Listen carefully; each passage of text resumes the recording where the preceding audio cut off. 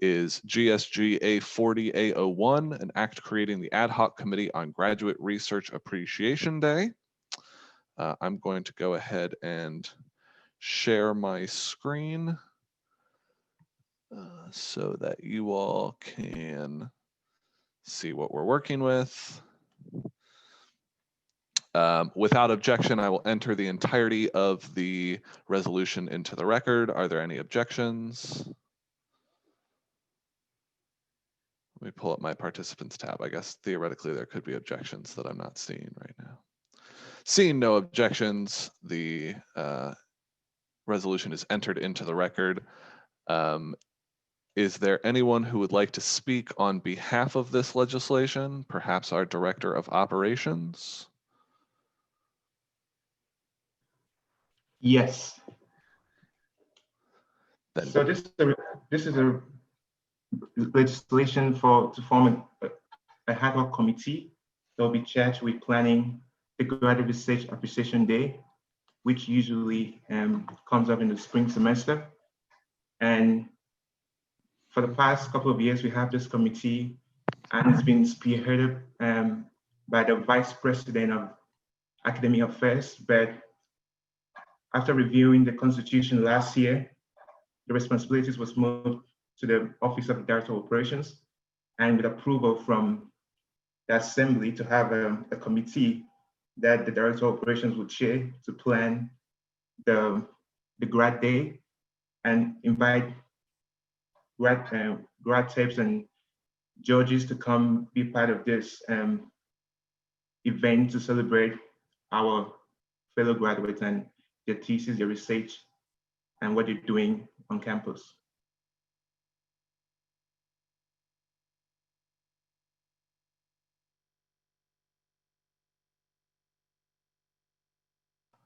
All right, thank you, Edie. I will now open debate on GSG A40A01 for questions, comments, or amendments. I need to pull back up my participants tab. There we go. So anyone who has a question, comment, or amendment, feel free to raise your hand.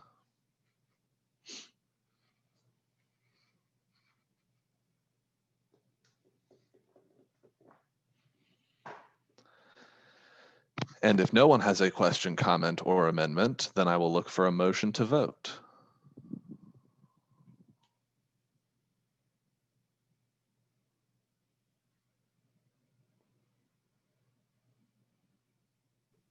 Motion to vote. Seconded. The motion has been heard and seconded. Are there any objections to voting on GSG A40A01? Any objection to holding a vote now? Seeing none, we will move forward with the vote. Our Director of Operations has helpfully set up an actual poll option so that you can clearly vote on whether you approve of the create an ad hoc committee on Graduate Research Appreciation Day.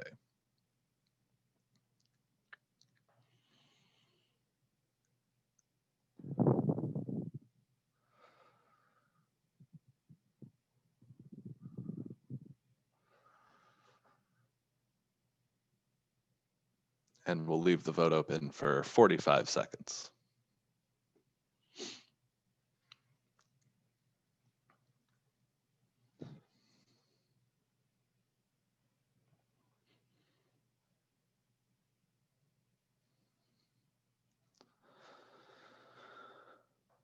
All right, and with time expiring, the yeses are 30, the noes are 1, and the abstentions are 1.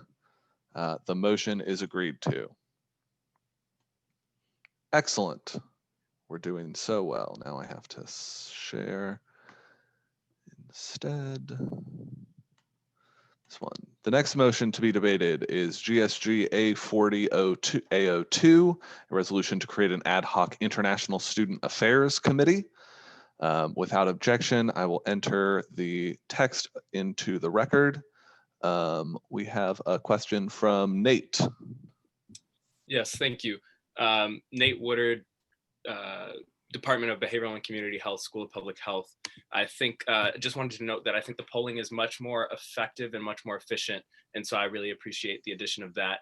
but just wanted to be sure that it's in some way set to only allow reps to vote, or that we're clarifying who and who cannot vote for each instance. Yes, that did occur to me as that poll was going on as well. I think we can at least tell based off of the numbers of who has voted, whether the correct number of people has voted. But I don't know that it is that we have set it to do that. So perhaps for the remainder, until we can determine whether or not that works, I'm trying to pull up the correct screen. Perhaps until we can determine whether or not we can manage that, we will continue with the old version of voting, which is less efficient, but definitely follows the bylaws. Are there any objections to that as our modus operandi moving forward? Just a thought that, if we are able to, if we can just state, people who are not reps should not be voting, and then track the numbers, that we might be okay. But if we do have to resort to the old method, that may be safer, though we might sacrifice efficiency, of course. Yeah. Alec. Point of information, specifically, does the polling keep track of who is voting which way, or is it in aggregate? Because if we're not keeping track of whether it is by, because according to our new constitution, we have to keep track of by how the programs voted. If it is an anonymous poll, then that would not pass constitutional muster. But if it is a known poll, then we could just double check to see who voted and make sure that all the people who voted were reps. Yes, and I am not sure of the answer to that. Edie, do you know whether it keeps track of the votes or if it's anonymous?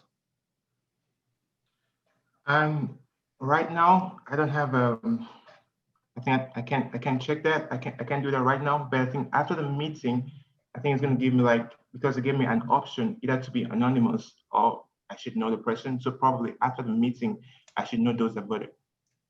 Okay, so then for the remainder of this meeting, we'll go back to the old system so that we can have the correct constitutional process going forward. And then because that was so slick that Edie put together for us, we will find a way to incorporate that in the future. So thank you for pointing that out to those who noticed that.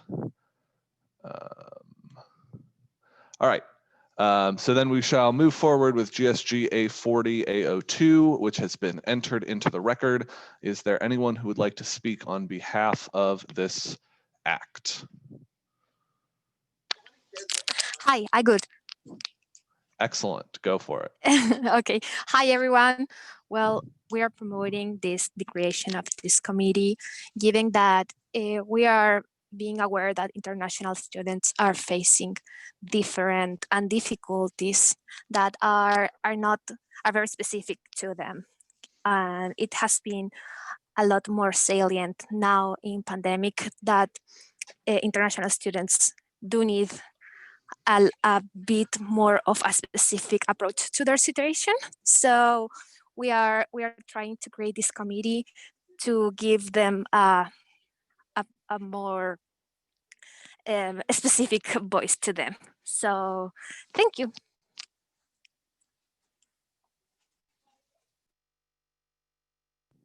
Valerie. Just a point of information, Valerie Hall, Anthropology. I'm noticing that the copy that we have of this resolution does not have an author or sponsor listed. Is that a requirement or is it okay? It is a requirement. The new version that I sent this morning, I sent an old version when I sent the first email. So that's just a misapplication on my part, not it shouldn't be a constitutional or rules-based problem if you have the correct version. If not, the correct version should be what you're seeing on your screen right now. Oh, I do see it on the screen. Thank Okay, you. I had the one from yesterday open. Nope. Thanks. Excellent to check, but it should be taken care of now. Any other questions, comments, concerns, amendments to GSG A40 A02?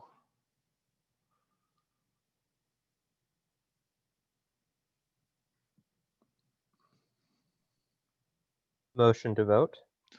A motion to vote. Does it have a second? Second. Motion has been heard and seconded.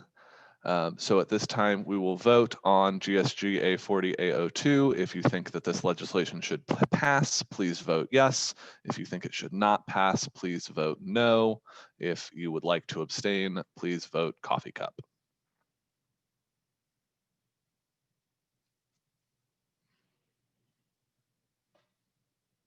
And I'll leave it open for a minute. And I just want to note, as people are voting, Jen, our glorious advisor, just sent me details on how polling works for Zoom. And it says, if registration was turned on, which it was, and the poll was not anonymous, which I don't know if it was, it will list the participants' names and email addresses after the meeting has ended. So for future meetings, if we set that up ahead of time, we'll be able to use the polling for the rest of the year. And it will have even better recording of the votes than we usually do. So Yes, that has been set up. So that's set up for this meeting, Edie? Yes. All right, then going forward, we'll continue to use the polls that Edie set up for us. Excellent. But for this one, vote yes, vote no, vote coffee cup.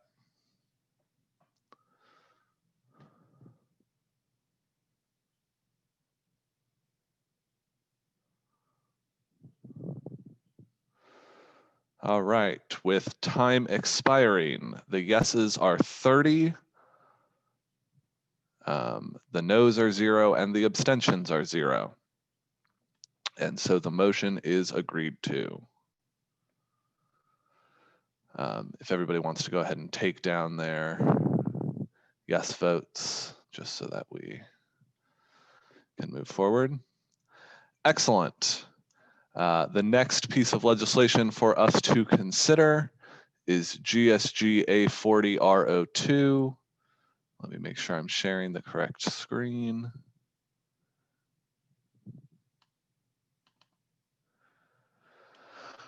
A resolution requesting the Board of Regents and President Pines to better allocate UMD student fees for the remainder of the COVID-19 pandemic. Without objection, I will enter the legislation into the record. Seeing no objections, it is officially entered into the record. Is there anyone who would like to speak on behalf of this legislation? Perhaps our Vice President of Financial Affairs, Ellie Salgado? Yes. All right, everyone. Hello. So pretty much, if you can scroll up, Simon, please, to the beginning of the legislation. So pretty much, this is a resolution requesting a review of the mandatory fees that graduate students have to pay as a condition of enrollment, given that many services paid for by the fees that will not be available during this academic year. Whereas the COVID-19 pandemic has increasingly placed pressure and financial otherwise on students, whereas graduate students are being charged fees for services they are not able to utilize due to the ongoing COVID-19 public health crisis. And whereas the Maryland Board of Regents and Administration found it necessary to reduce or refund students the cost of unused resources during the spring of 2020 and the initial outbreak of the pandemic. Whereas other universities such as Georgetown, Princeton, UMBC, Williams College, and American University recognize the hardship that the current pandemic has brought to students and have eliminated their fees for the coming academic year. Whereas COVID-19 has negative implications for mental health and employment of UMD graduate students, whereas university mental health services were already substantially burdened by students before COVID-19. And negative impact of COVID-19 on mental health and unemployment will likely increase demand for these services and even further. Whereas eliminating mandatory fees for services that will not be utilized ease the financial burden and allow students to focus on their academic success. Therefore, it be resolved that the graduate student government call on the Board of Regents and President Pines to better allocate the mentioned graduate fees for the remainder of COVID-19 by reducing fees or refunding students for unused services such as spring 2020 semester. Therefore, it be resolved that the graduate student government call on the Board of Regents and President Pines to increase funding of student mental health resources to adequately address student needs by reallocating funding from other fees or through other channels.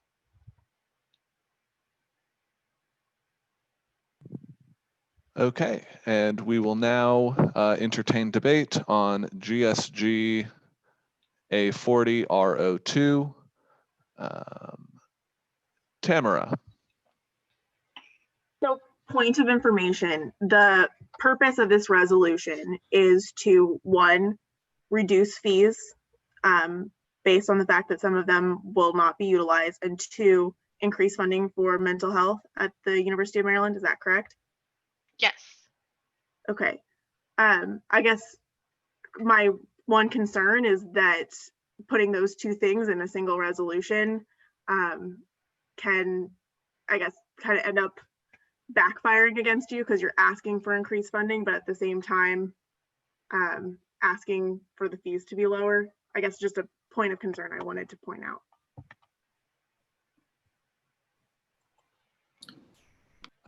Anna. Anna Posberg, kinesiology. To build off of the point that was just raised, I have two questions as points of clarification. The first one kind of builds off of the potential snag that this resolution is running into in both of its requests. Where would the extra funding come from with a university that's already millions in debt? Well, what I'm thinking is I'm thinking of the donors that the universities sometimes rely on. I mean, we don't have a clear answer to where that money can come from right now. But when we sit down or when we request this is an answer that they can help us, like they can give to us, or even if it's feasible. But asking won't hurt. The worst that they can say is no, but at least on our end, we tried. Okay. That makes sense to me. I think perhaps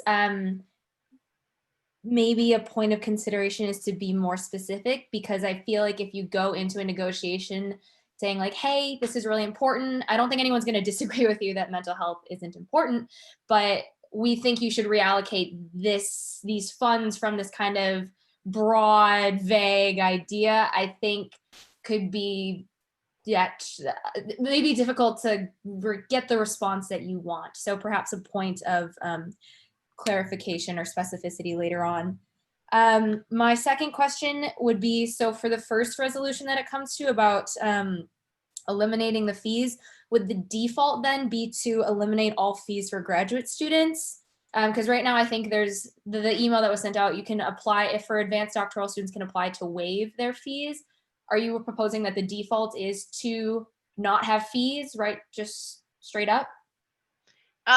Yes, although there are certain fees that originally I had included, like the shuttle bus and other things, but then upon recommendation of my other GSG colleagues, we had to cut them out because there are students who are on campus, and I think this could pose a problem in the beginning because some students are taking classes on campus versus others we are not there. But it like just in the same way that we did it in spring of 2020, whereas like the rec fee or like other services that we're not going to utilize, like the whole like Big Ten sports, like that has been canceled. So why are we paying for that? That just doesn't make sense.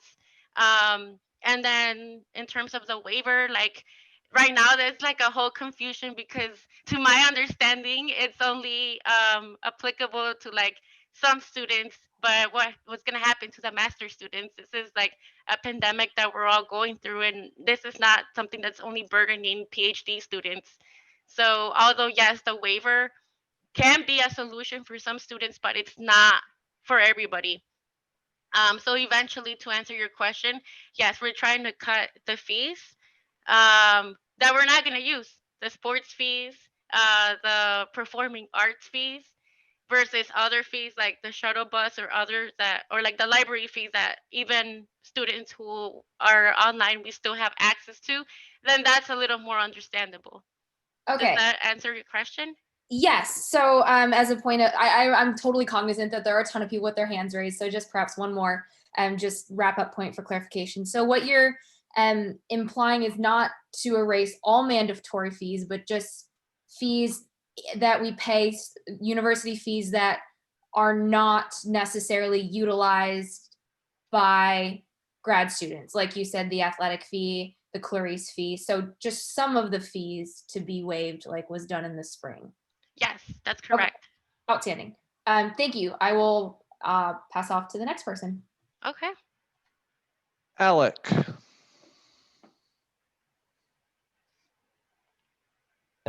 Alec Dennis, Business and Management. Specifically, one of the things that I'm, and kind of building off of some of the points that has already been said, to me, what might be a more realistic ask is rather than trying to get, I mean, we would all love to get our money refunded. Don't get me wrong. I'm sure that's something every graduate student would certainly appreciate. But given the financial constraints the university is in, like I know, the faculty are losing their research budgets. There are a lot of other issues going on. So it's unlikely that they will just suddenly be willing to hand us back a large chunk of change. What I think almost might be a better way forward is to basically rephrase the resolution such that rather than saying refund these fees, instead charge us the same amount of money, but don't charge us and send the money to athletics. Charge us and send the money to mental health. Charge us and send the money to help out students who are dealing with hunger. To do that. That basically these fees, as they're currently stated, are really not well situated to provide the money towards what we, as the graduate student body, need in this situation. And so if we're asking them to reallocate money, I think that would have a little bit be more likely to be successful than, hey, give us our money back. Just something I want the assembly to consider. Thank you. I really like that. Darren. Hi, Darren, Shillingford Music Ed. I just had two things. A question of, have there been any, for anybody, have there been any fees waived for this semester?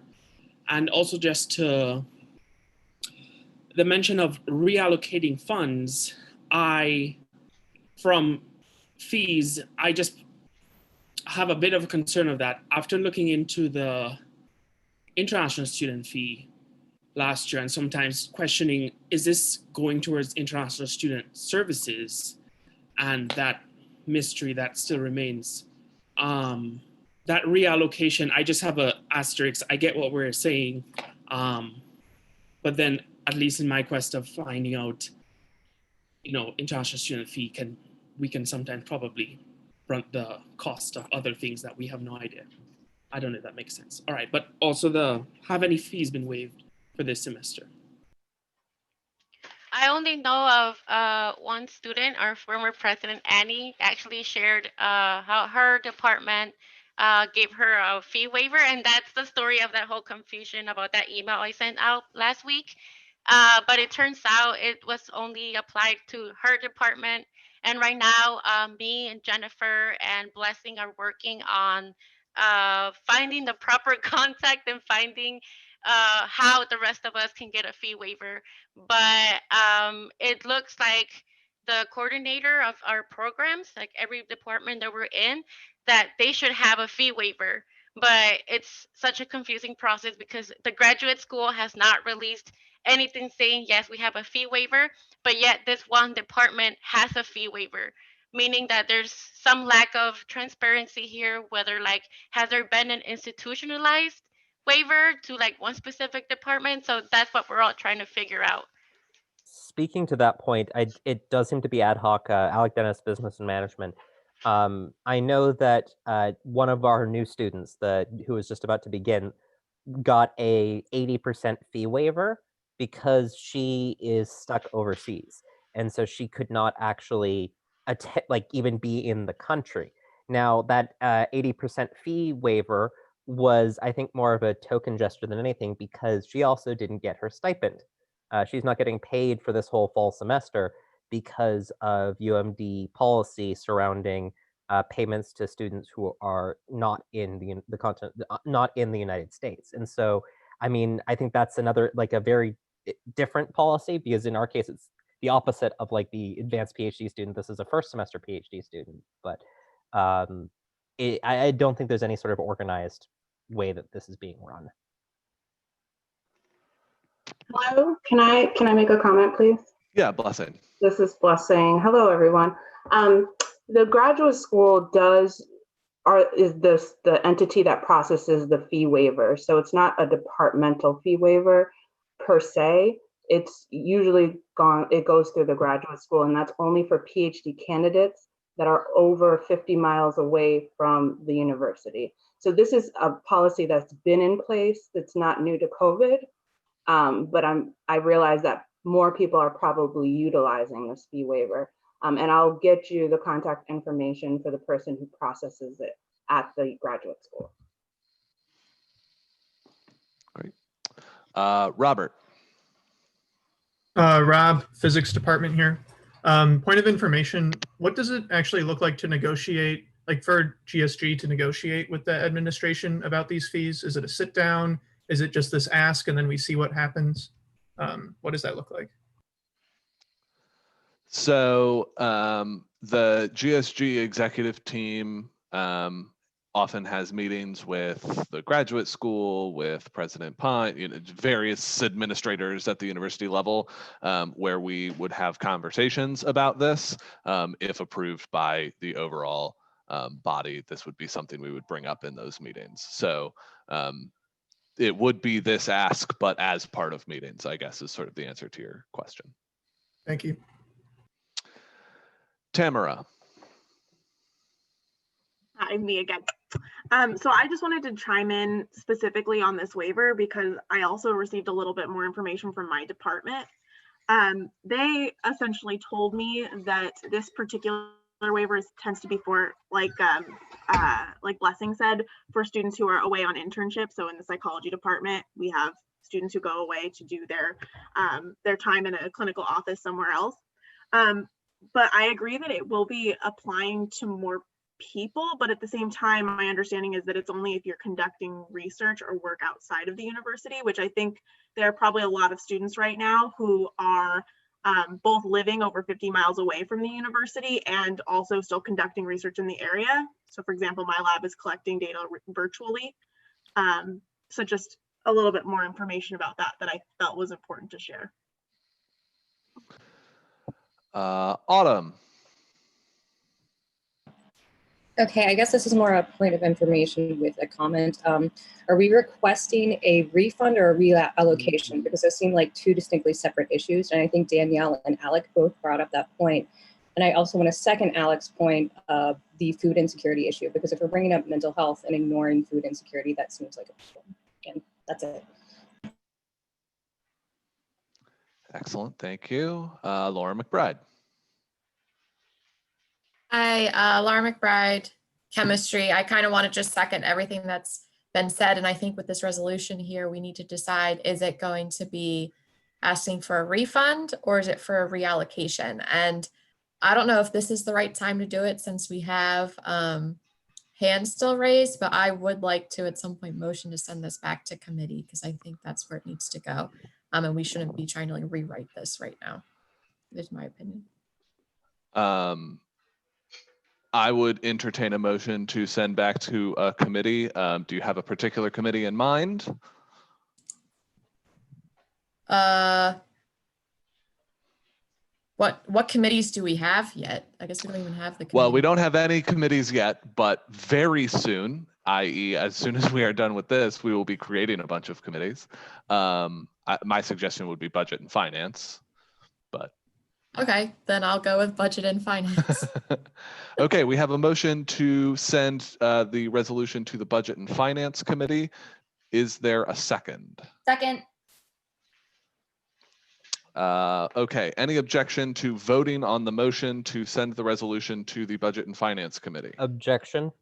Objection, Mr. Alec Dennis. Specifically, my question is the timeliness. It's one of those things where if we delay this by another minimum of a month until it gets to the committee, which might be able to deal with this in time to turn it around, rewrite it, get it to rules, get it approved by rules in time for our October meeting, that is a tight deadline.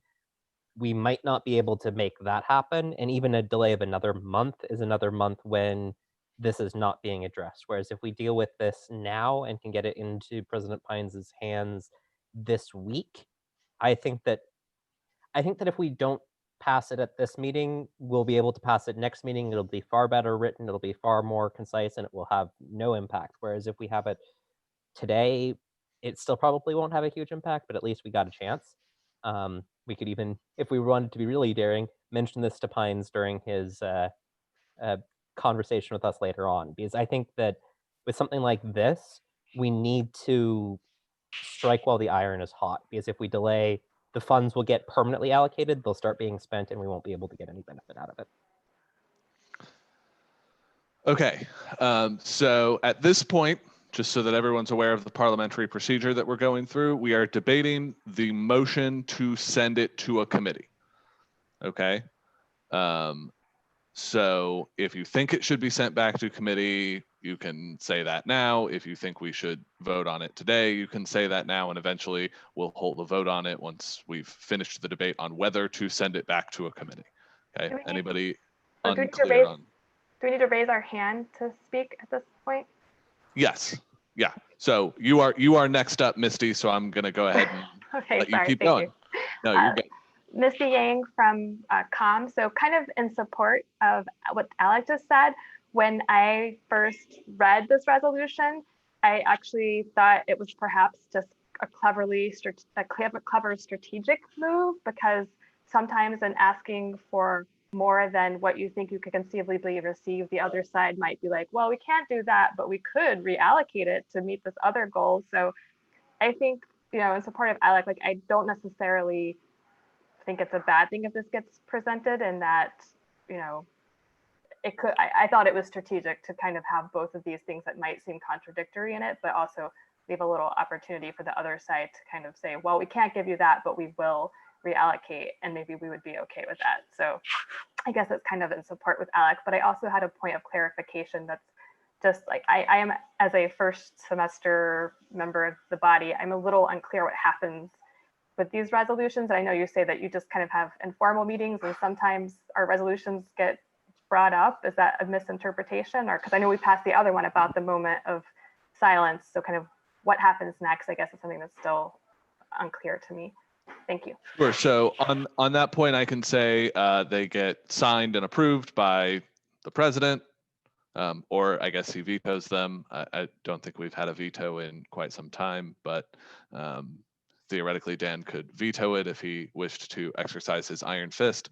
And then so that charges essentially the executive committee with presenting this to whoever it needs to be presented to in the administration. So it's not just like, it might happen to get brought up in a meeting that we happen to have. We are supposed to, and I think consistent, this is my first year on the executive committee, so I can't promise you that it's always happened, but we would go forward and find the correct person and say, can we have a meeting about this because it's been approved by the body. Blessing, you are next with your hand up. I don't know if that was from before or if you have another comment. Yes, that was from before, I think. Okay, excellent. Then next up is Viana. Hello, Viana Newman Dennis, Art History and Archaeology. Point of something. I guess the two things I want to say are, I also agree with Alec as to how this is such a timely thing. I think it kind of needs to happen now. My suggestion, and I can formally make this now or wait until we have a bit more debate, is to simply amend it right now on the floor. I think it would be very simple. to do. It would just be removing a few words to really make this about reallocation of funds. We've already got the line in there about mental health, so it would just be a matter of removing wherever we say a reduction of fees or a refund, which I think, as I said, it only says in one place. So that is my opinion on the matter. Okay, we'll put the amendment to the side for now while we debate whether to send it back to committee. And then once we've held the vote on that, then if it doesn't go back to committee, then we will vote on and we'll entertain motions to amend. Anna.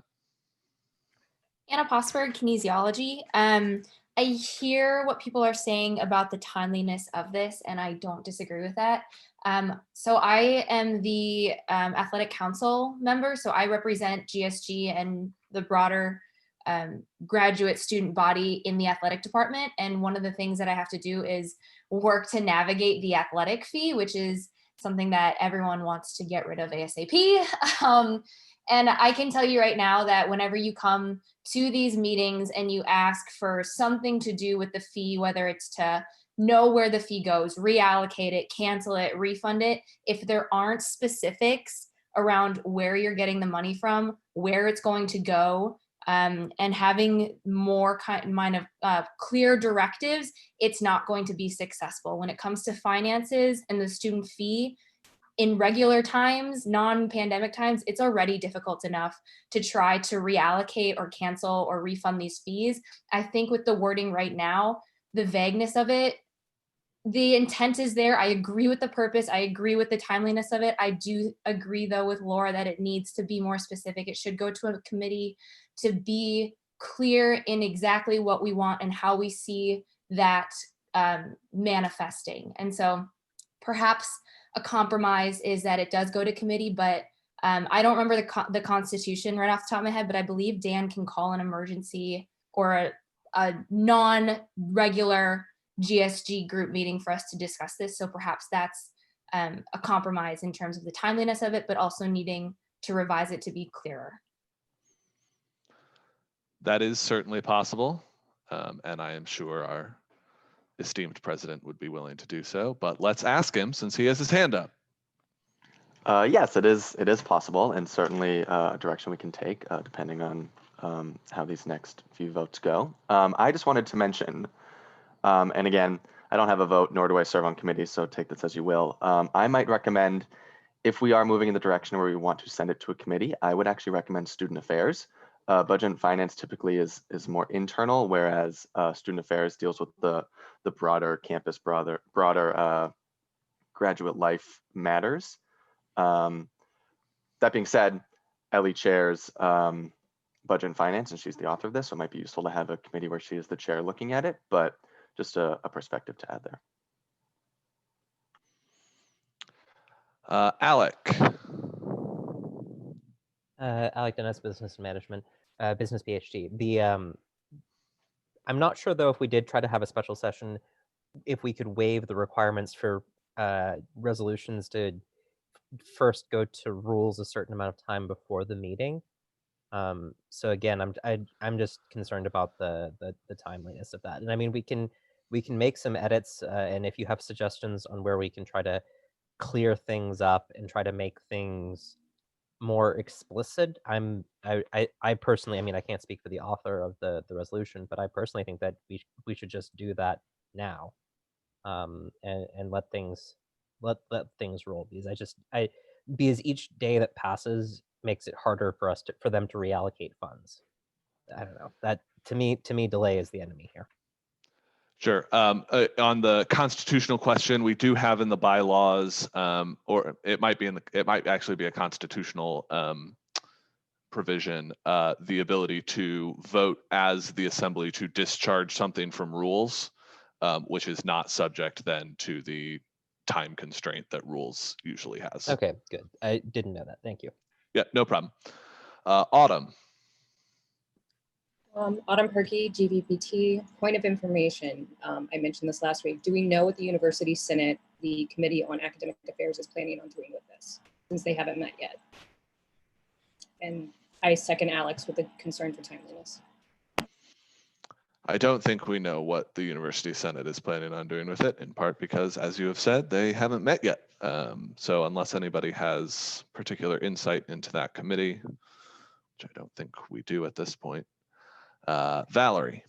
Yes, timely because I am actually the ex officio member of the University Senate Academic Affairs Committee, and we haven't met, so I don't know for sure what the University Senate is planning on doing, but I did want to mention that I think President Pines had mentioned in his town hall last week maybe that they are looking at student fees and reducing them to some extent around the concerns that gyms aren't open and things like that. So I had originally raised my hand to propose support for Viana's suggestion to amend the resolution. And I would suggest we just consolidate the two therefore paragraphs so that it reads to better allocate the mentioned graduate student fees, et cetera, and then instead of saying by reducing fees, skip down to the next paragraph and add to increase funding of student mental health and continue that final portion of that clause. Okay. Ellie.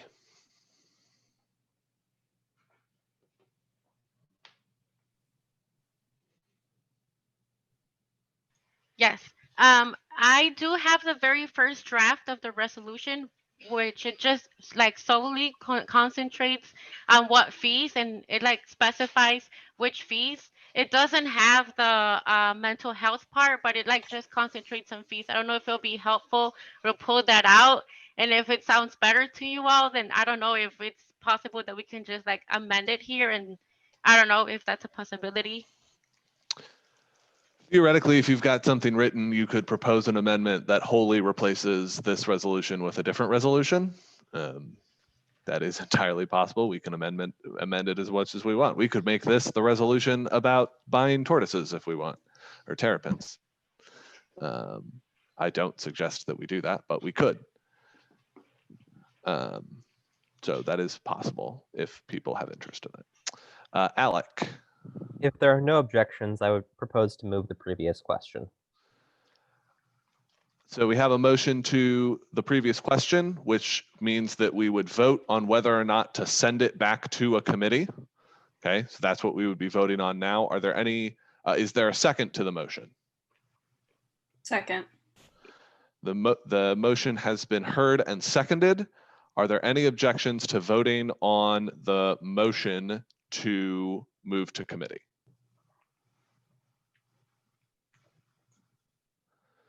Oh, sorry, quick question. Do we have to specify which committee?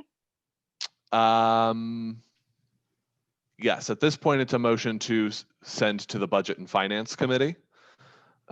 We could have another motion to send it to Student Affairs if we would prefer. All right, seeing no objections, we will now vote on whether or not to send the resolution to the Budget and Finance Committee. If you believe that the resolution should be sent back to the Budget and Finance Committee for now, please vote yes. If you believe that we should not send it back right now, please vote no. And if you would like to abstain, please vote coffee cup.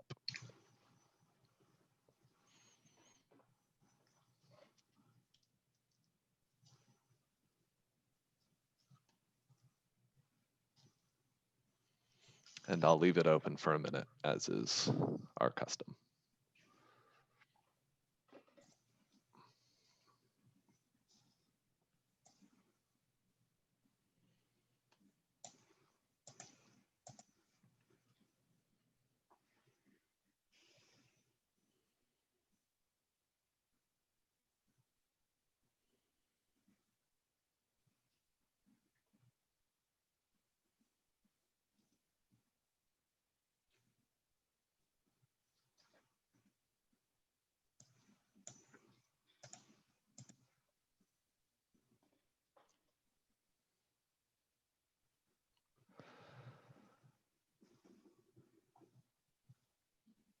As time is expiring, the yeses are 6, the noes are 20, and the abstentions are 4. The motion is not agreed to. So now we continue debate overall on the resolution. Viana.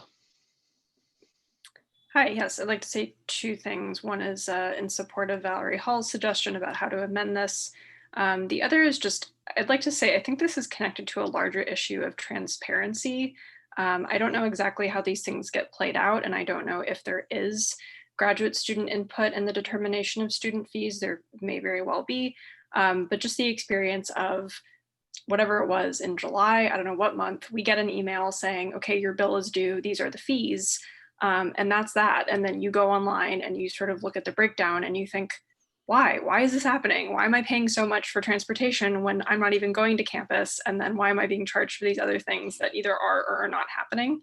And so I would just like to bring this up as an issue as far as how we communicate with university leadership going forward. I would just think that if we do have a formal recognized body that is the graduate student government, and we have our own president and an executive committee, these are the kind of people who should be spoken to by university leadership as fees are being determined, certainly in an extremely unusual time like this.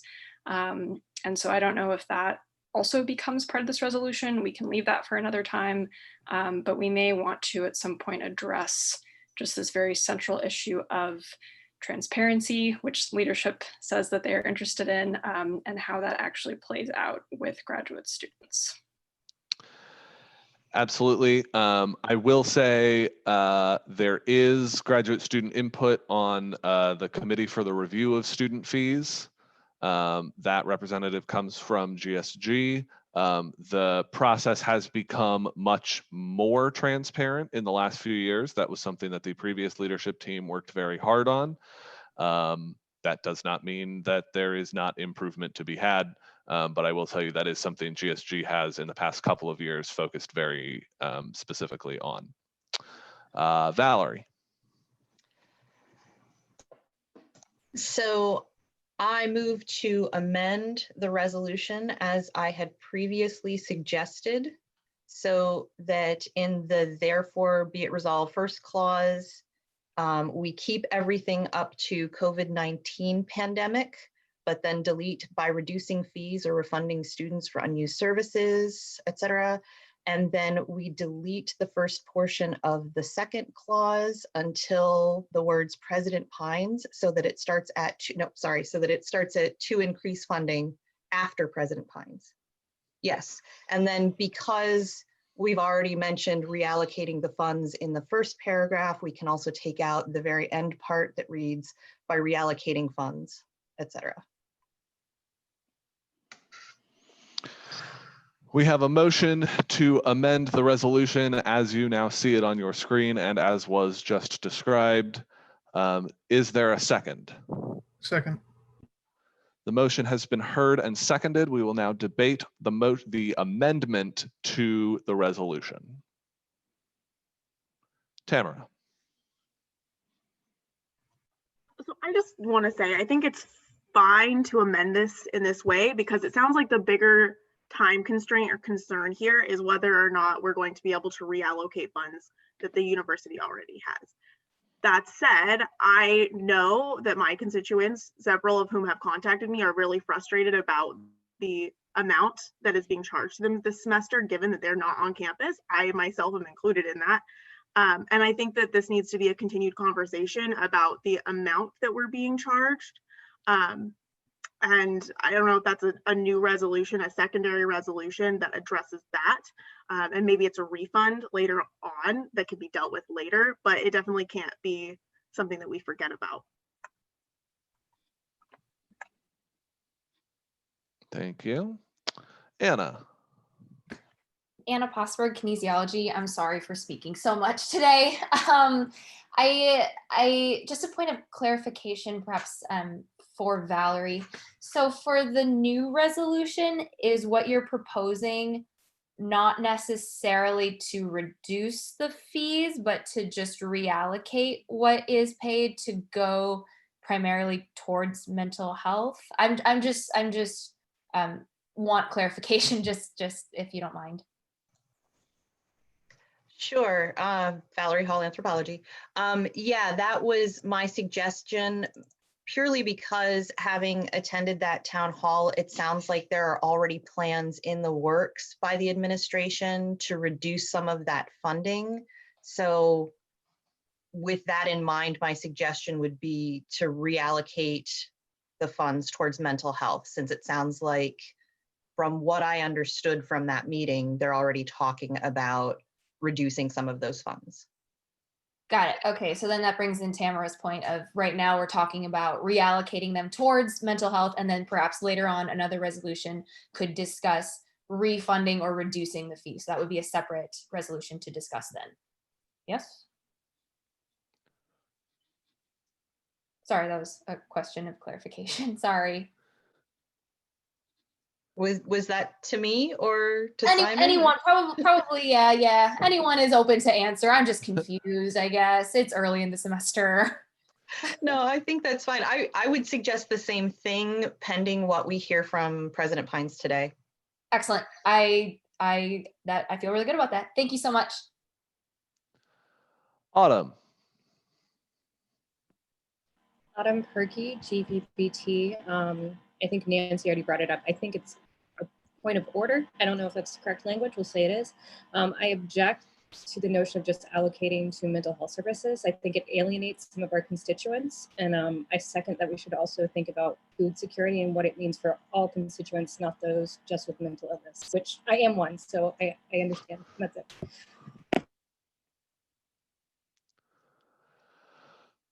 Danielle. Danielle Laplace, Women's Studies. I would just like to second what I believe it was Tamara who was saying that particular constituents for different departments might not want to let the question of whether or not we can get refunds go. That might be something that some of our constituents are very interested in.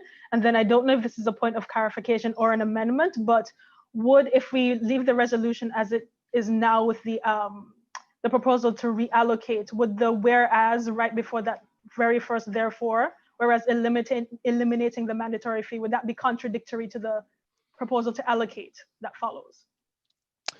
So I don't think it would be contradictory. I would agree with you that there are several whereas clauses that would no longer be relevant in a world where this is only about reallocation.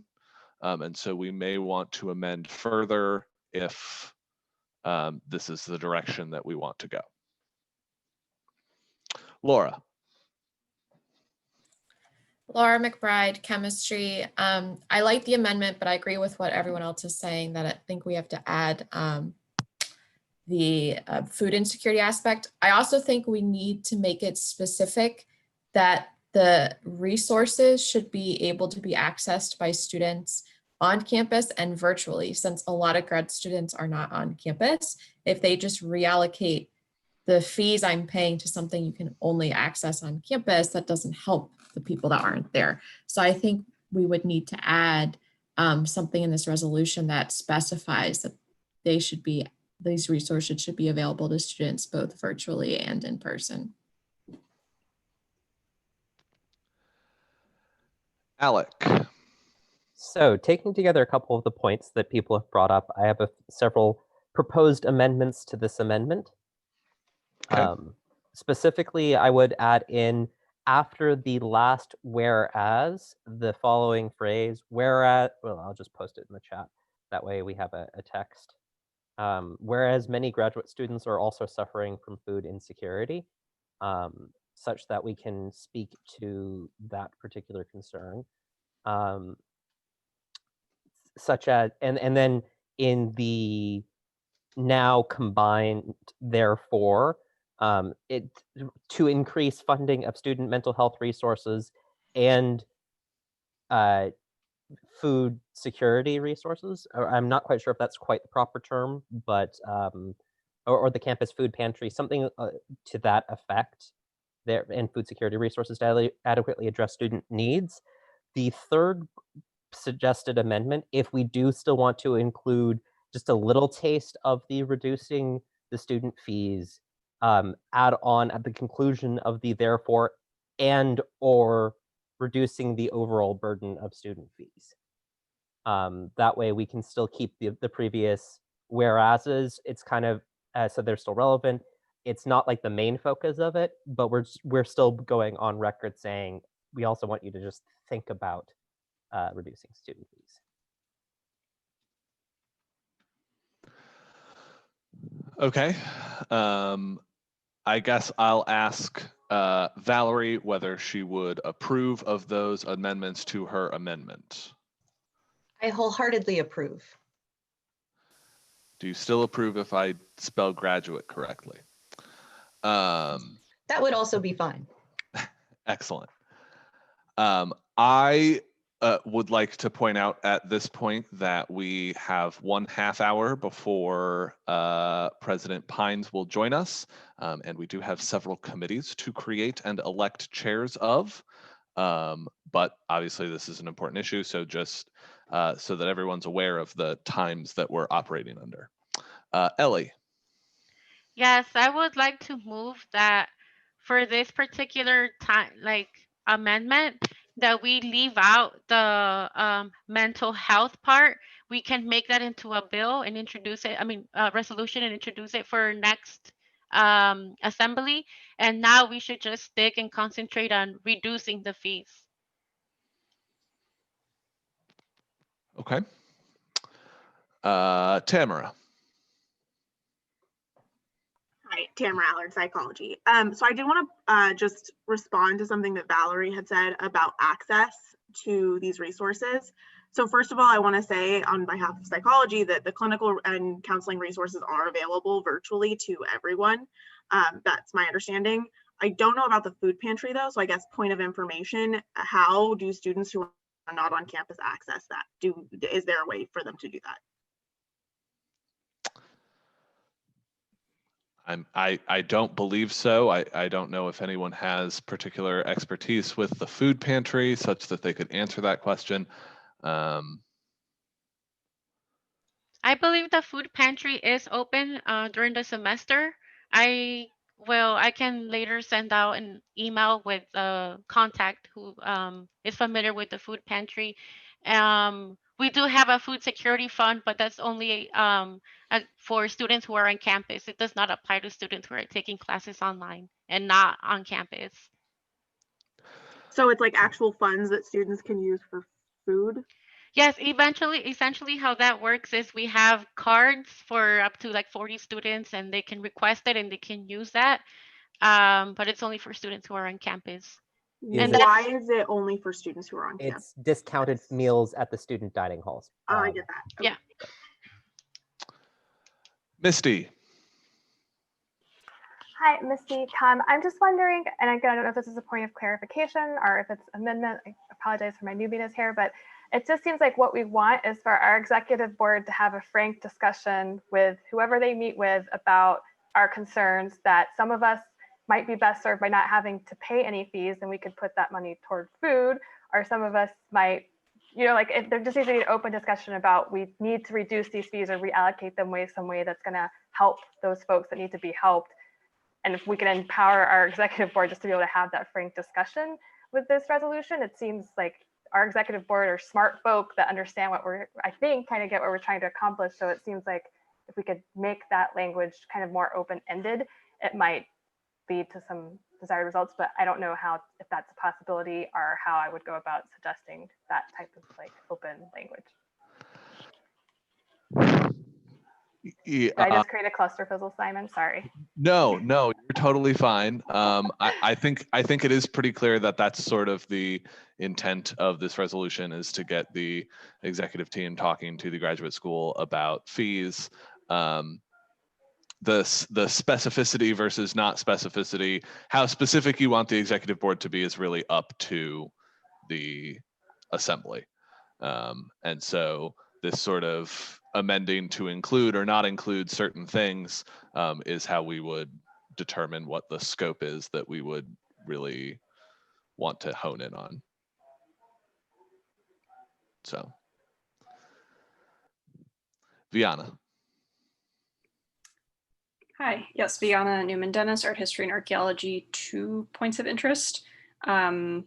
One is, I think it is really important to keep the language about mental health and food in there. I think if we only make this about reducing or just generally reallocating funds, it doesn't point to our priorities. And then even if changes were made, leadership of the university could say, well, we reallocated it, aren't you happy?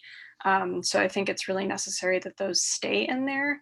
And then I just want to suggest what I think is a fairly minor changing of language, just moving up that phrase about and or reducing graduate student fees to directly after and food security resources.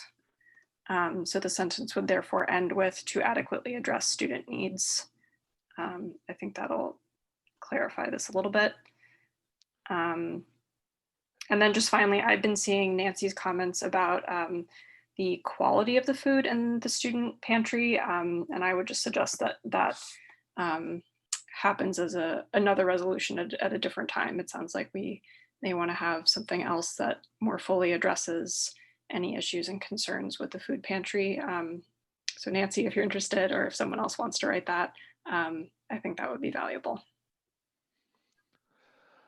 Is there any objection from either of the two current amendment authors to moving that phrase? No objection from me. None for me. Excellent. Then we'll go ahead and do that.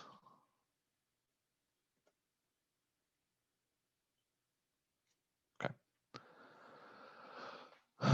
Alec. Two quick things. One, I'm sure that our esteemed executive team will definitely this is a vehicle to prompt a conversation, but they are probably going to be more than willing to bring up some of these broader concerns. It's not like they are restricted to only utter the whatever words we put down on paper here. And then secondly, cognizant of Simon's point regarding the time, how much time we have left in the meeting, we still need to allocate ones. I propose that we limit debate to just the two people who still have their hands raised, and then move the previous question. Is there any objection? Or is there a second? Second. The motion has been heard and seconded. Is there any objection to limiting debate to President Laffin and Tamara? Hearing none, we will move on to President Laffin. Hi, I just wanted to mention, I believe, Misty, you might have mentioned it first. As far as I and the executive team meeting with people and bringing this up, as of like 4 minutes ago, I just got asked if I wanted to meet with Vice President of Student Affairs, Dr. Perillo, tonight. So if this does pass in whichever shape or form the final piece looks like, then I can literally turn around like 6 hours from now and talk about it. Also, as you know, clients will be here in 20 or so minutes, so we can talk about it then too. But just for context as to how soon we could get this discussed. Tamara. Tamara Allard, Psychology. I did just want to second what Deanna said about including the mental health resources and food insecurity resources in this particular resolution, because of the points that were brought up earlier about time constraints with reallocation and issues of specificity. Excellent. So now we have ended debate. Do I have a motion to vote on the amendment that as it exists on your screen right now? Motion to vote on the amendment. The motion has been heard. Is there a second? Second. Seconded. Any objection? Seeing none, we will now vote on the amendment. If you believe that this amendment should be a part of this resolution, please vote yes. If you believe the amendment should not be a part of the resolution, please vote no. Point of information, the poll that was just posted is the vote to pass the resolution, not the vote on the... Yes, so we need to vote on the amendment first, Edie. So I'm gonna go ahead and end this poll. So you're just voting using your using the emojis under the participants tab as we've been doing. And I'm going to leave this vote open for 30 seconds. Yes, if you believe that it should be amended this way. No, if you believe it should not be amended this way.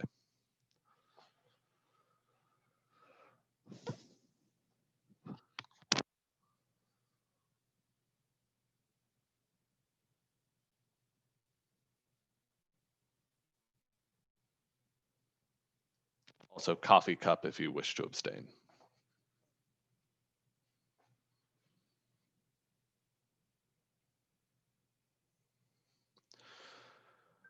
With time expiring, the yeses are 29, the nos are 0, and there are no abstentions. The amendment is agreed to. So I should accept all of these changes. Okay. So now I would look for a motion to vote on the resolution as written or other motions to amend, etc. Motion to vote on the resolution as written. Seconded. The motion has been heard and seconded. Are there any objections to moving forward with a vote? Seeing none, we will now vote on the resolution GSG A40 A0 or R02. Edie, I don't know if you can put that poll back up or if having ended it, I have destroyed it. Aha, the poll is back up.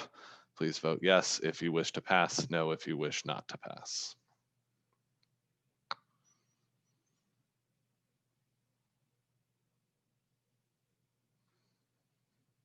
And we'll leave it open for 30 seconds.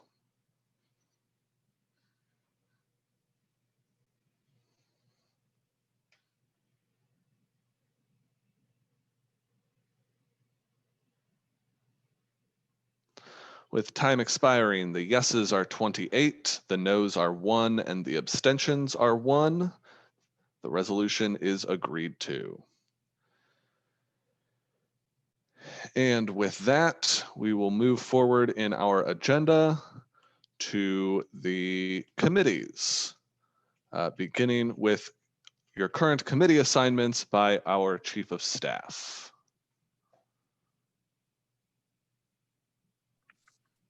Hi, Jenna. everybody. Yes, I'm here. Excellent. I'll start these out. Can I share my screen? Okay, I can't share my screen, so if somebody could allow that, that would be great, and I can get started. You can now. Okay, thank you, Edie. Okay. Oh, I should stop sharing my screen. That'll help. Okay, so before I get started, I just want everybody to know I did the best I could trying to match you with your first choices or any of the choices you gave. For those that agreed to be on multiple committees, we put you on committees where we were lacking some people, so we appreciate your help. I'm just going to go through and have everybody's name on the slides, and I'm going to email this out at the end of the meeting. So if there's any questions, confusion, feel free to shoot me an email after. So let's get right to it. Ooh. Okay, first committee, Budget and Finance. I have Darren Chillingford. Oh, I also want to say I apologize in advance if I mess up anybody's name. It is not my intent. So Darren Chillingford, Amoga Prasanna Kumar, Alexander Dennis, and Chetan Parameshwara. Next, for Elections Committee, we have Kyle Stelzer, Nesta Romero, Amoga Prasanna Kumar. Rules Committee, I have Arthur Paravalov, Laura McBride, and Joshua McCurry. For the Governance Committee, I have Josh Medrano, Fatima Ali, and Autumn Perkey. For the Legislative Action Committee, I have Tamara Allard, Grace Henry, Janelle Walker, Robert Dalka, and Valerie Hall. For Local and Civic Engagement, we have Nicole Barber, Anna Posberg, and Viana Newman-Dennis. Community Development Committee, I have Andrew Mazer, Danielle Laplace, and Nathaniel Woodard. Academic Affairs, I have Autumn Perkey, Julian Gao, Tamara Allard, and Valerie Hall. For Diversity and Inclusion, I have Autumn Perkey, Kristen Reck, Janelle Kinsara, Misty Yang, Artur Paravalov, and Nancy Vera. And finally, I believe this is the last one, for Student Affairs, I have Sophia Moret, Erica Lee, Natasha Shabra. Ooh, I think this is supposed to say Aldo. I apologize. Aldo Gutierrez Mendieta, Nesta Romero, and Kelsey Moody. Yes, that is it. So like I said, any questions, please let me know, and I'll be sending this out after. Excellent. Thank you, Gianna. If you are on a committee and you would like to serve on a second committee, or perhaps one of our ad hoc committees, which currently have no members because they didn't exist until an hour ago, please let us know and we will be happy to staff those committees with folks as well. So now we're going to move forward with elections of committee chairs. Okay, this is the first year that we do this, but because of the rewrite of the Constitution. I want to be clear, if you were not put on a committee, but you would like to be the chair of that committee, you can still run to be the chair of that committee. That is totally fine. You are allowed to do that. Anybody can be the chair of any committee that they would like. I would also like to point out, some of our committees are smaller and some of them are larger and things like that. If you have constituents who are particularly interested in the issues that are happening on those committees, non-GSG members can join those committees. Okay, they do not get to vote on those committees, but they are welcome to join those committees and be a part of the work that those committees are doing. So if you have constituents that are particularly interested, please let them know, and they can be a part of we sort of become the clearinghouse for effort towards those things. We're going to follow the order of the agenda. So the way this is going to work, I'll ask for any nominations. You are perfectly welcome to nominate yourself. You are also welcome to nominate someone else, although they would then have to accept the nomination, and maybe don't nominate someone out of the blue without at least asking them first. But maybe if you want to, you can do that. Alec. Point of information, is it voted on by only the members of the committee or by the broader assembly? No, the Constitution says that it's voted on by the assembly at large. Okay, thank you. Yes, good question though. So we'll ask for nominations. If we have more than one nomination, then we will have the candidates give short statements. I'll put them in, or maybe Edie, I don't know if I can make breakout rooms. We'll put them into a breakout room. They'll go away. We'll have a short debate over it. And then we will vote on who we believe should be the chair of that committee. It should be noted that it is highly unlikely that we get through all of the committees that need chairs before President Pines comes, which means that we may need to stay some after President Pines comes because we really need to get this done at this meeting. We can move the committee charges to the next meeting. We don't necessarily have to have the committees charged by this meeting. The Constitution just says it has to happen once a year. Just so everyone's aware that that is the process. Alec. To that point, I would actually propose that each committee among themselves, once we assign committee chair, that between now and the next meeting, they come up with some ideas of committee charges. That I think that would be a good thing for them to present to the assembly prior to, like, at our next meeting, and then if we agree with them and their vision, we can just endorse it rather than trying to create a charge as a committee of the whole. Excellent. I do have draft committee charges that we could consider, but since we're not going to get to the committee charges today anyway, I think that's actually an excellent idea. But that will be up to the assembly as to when someone would like to motion that the assembly closes for today. So we will begin with the elections committee. Are there any nominations to be chair of the elections committee?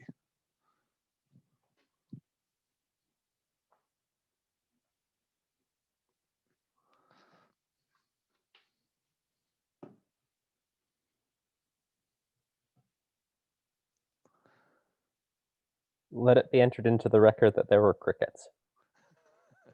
There were, in fact, crickets. Thank you for pointing that out, Alec. May I suggest that Gianna share the screen again that includes the members of that committee? That might be a helpful visual aid. I can do that. Give me 1 second.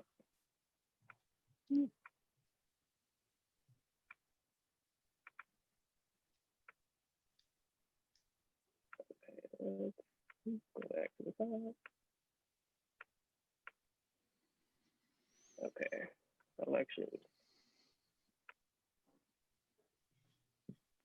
Kyle Stelzer, history. I'll nominate myself for chair. We have one nomination for chair of the elections committee. Are there any other nominations? Seeing none, without objection, the committee will name Kyle as the chair of the elections committee. Are there any objections? The vote is unanimous. Welcome to the leadership committee, Kyle. All right, the next committee we have on the agenda is the governance committee. You can see the current members. Again, people who are not members could theoretically be the chair, and we'll just add them to the committee. But are there any nominations for chair of the governance committee?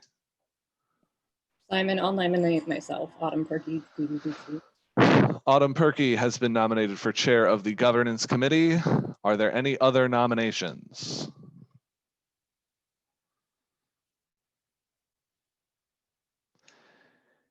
Hearing none, without objection, we will name Autumn Perky the chair of the governance committee.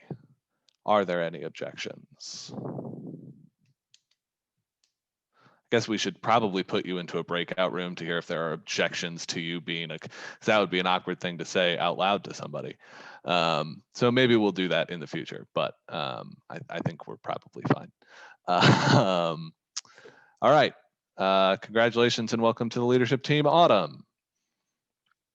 Next committee is academic affairs. Quick point of information regarding the governance committee.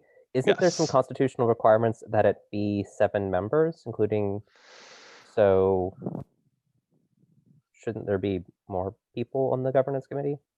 I don't remember that being in the Though Constitution, there but also the president does nominate some non-GSG people, if memory serves as well. okay, I know that so was in the we will, version. I would just look into that more. yeah, we'll review that before the governance. I mean, hopefully the governance committee doesn't have to meet because that would be a problem. if the governance committee meets, something's gone wrong. But we'll look into that before they have any official meetings for sure. Thanks for that. I'll write that down right now because otherwise I'll forget about it.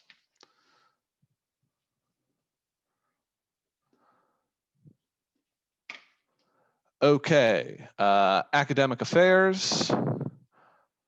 Are there any nominations for chair of the academic affairs committee? I nominate tomorrow. Tamara, do you accept the nomination from Autumn Perky? Excellent. Are there any other nominations for chair of the academic affairs committee?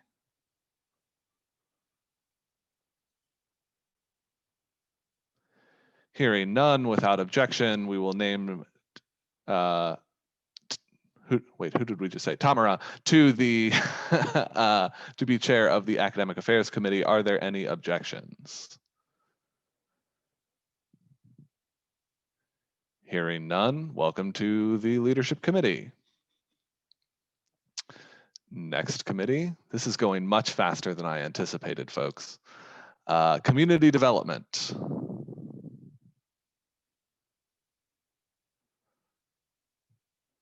Are there any nominations to be chair of the Community Development Committee?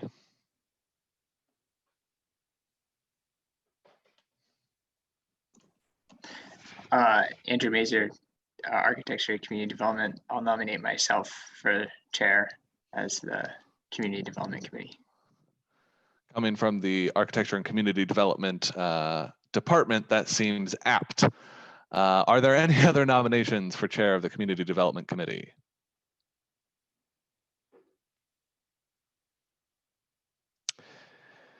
Hearing none, without objection, we'll name Andrew Mazer as the chair of the Community Development Committee. Are there any objections? Hearing none, welcome to the leadership team. Next is diversity and inclusion. Are there any nominations for chair of the Diversity and Inclusion Committee? I nominate Misty Yang. Misty Yang, do you accept the nomination?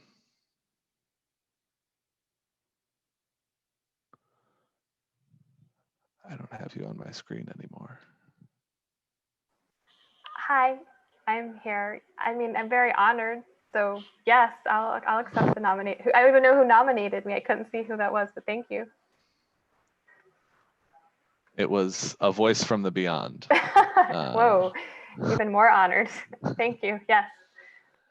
Are there any other nominations for chair of the Diversity and Inclusion Committee?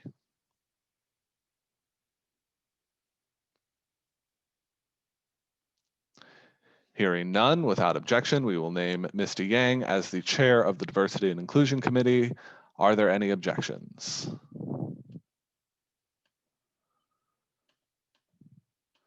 Seeing none, welcome to the leadership team, Misty. Next up is local and civic engagement.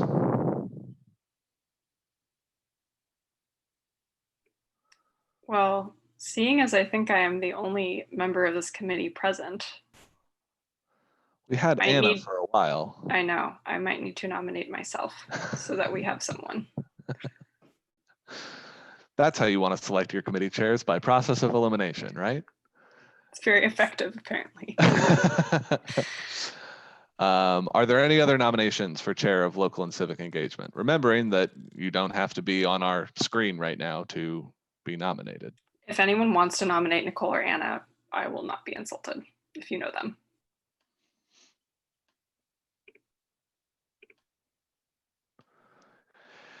Hearing no further nominations, we will accept the nomination of Yana without objection. Hearing no objections, welcome to the leadership team. These are very difficult to come by, these committee chairmanships. Student Affairs is our last committee. Are there any nominations for chair of the Student Affairs Committee?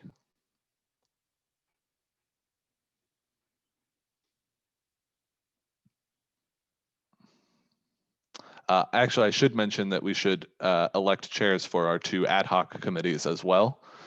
So we'll do that in a moment as well. But are there any nominations for Student Affairs?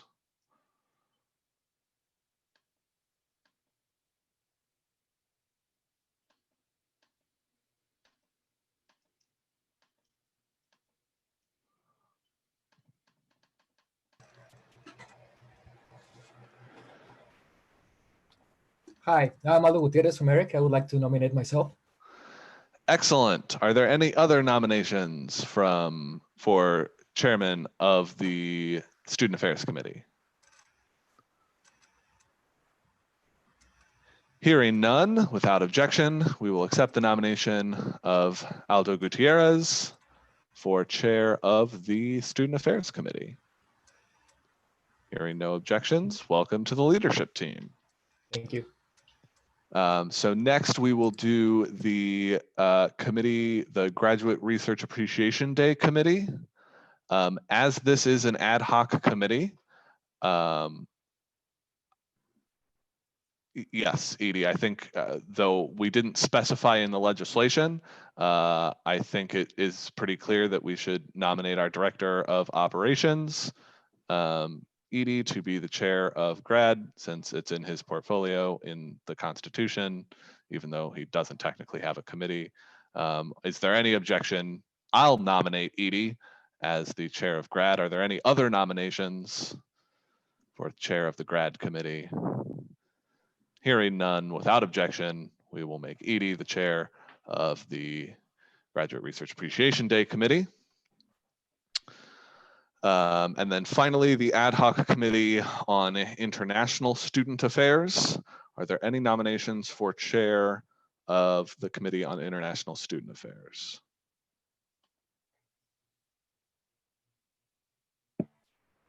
Autumn Perky, GVBT. Can I nominate Ellie? Because she seems very passionate about this. I don't know if Ellie is eligible. I mean, it's an ad hoc committee, so we didn't. Ellie is already the chair of 2 committees, though. But- I also would like to nominate myself. Okay. So Ellie, do you accept the nomination as chair of the? This is for international student affairs, correct? Correct. I'll do it. Excellent. Then we have, for the first time, as our last committee, a contest, ladies and gentlemen. A contest, I say. In that case, we'll give each of the candidates, since President Pines has not yet joined us, I don't think. Can I say something? I think yes. in that case, if Christina nominated herself and I'm already the chair of 2 other committees, I'll just let her be chair of that committee. We almost had a contest, folks, but our Vice President of Financial Affairs has removed herself from the contest. So are there any other nominations for chair of the International Student Affairs Committee?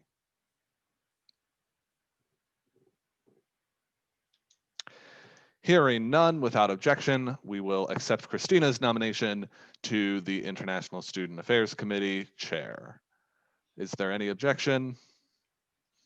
Seeing none, we have completed our leadership team for the year. Thank you, everyone who is willing to help us out.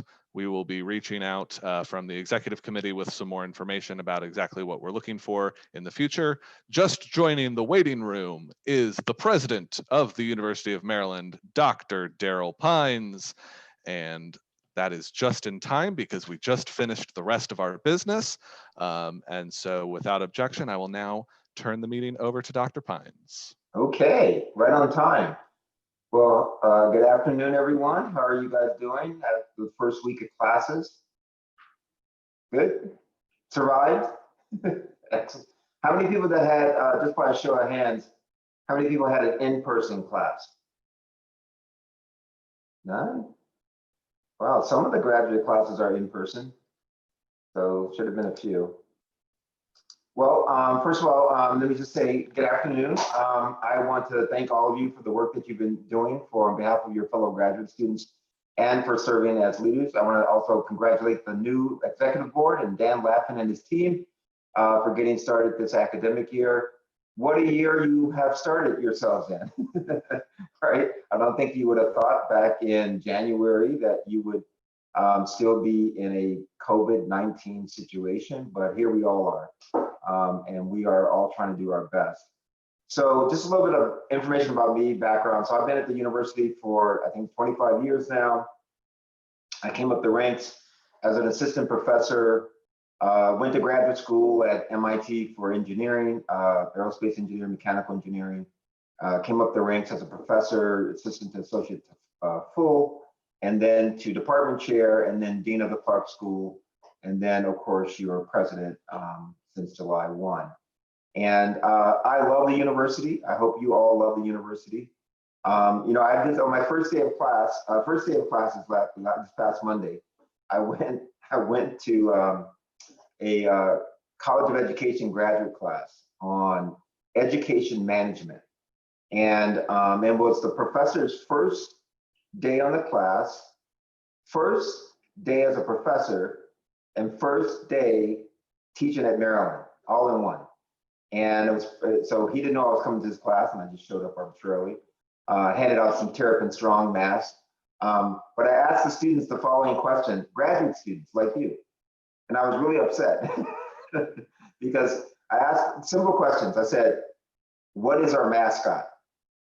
And can you believe all 13 graduate students didn't know what our mascot was?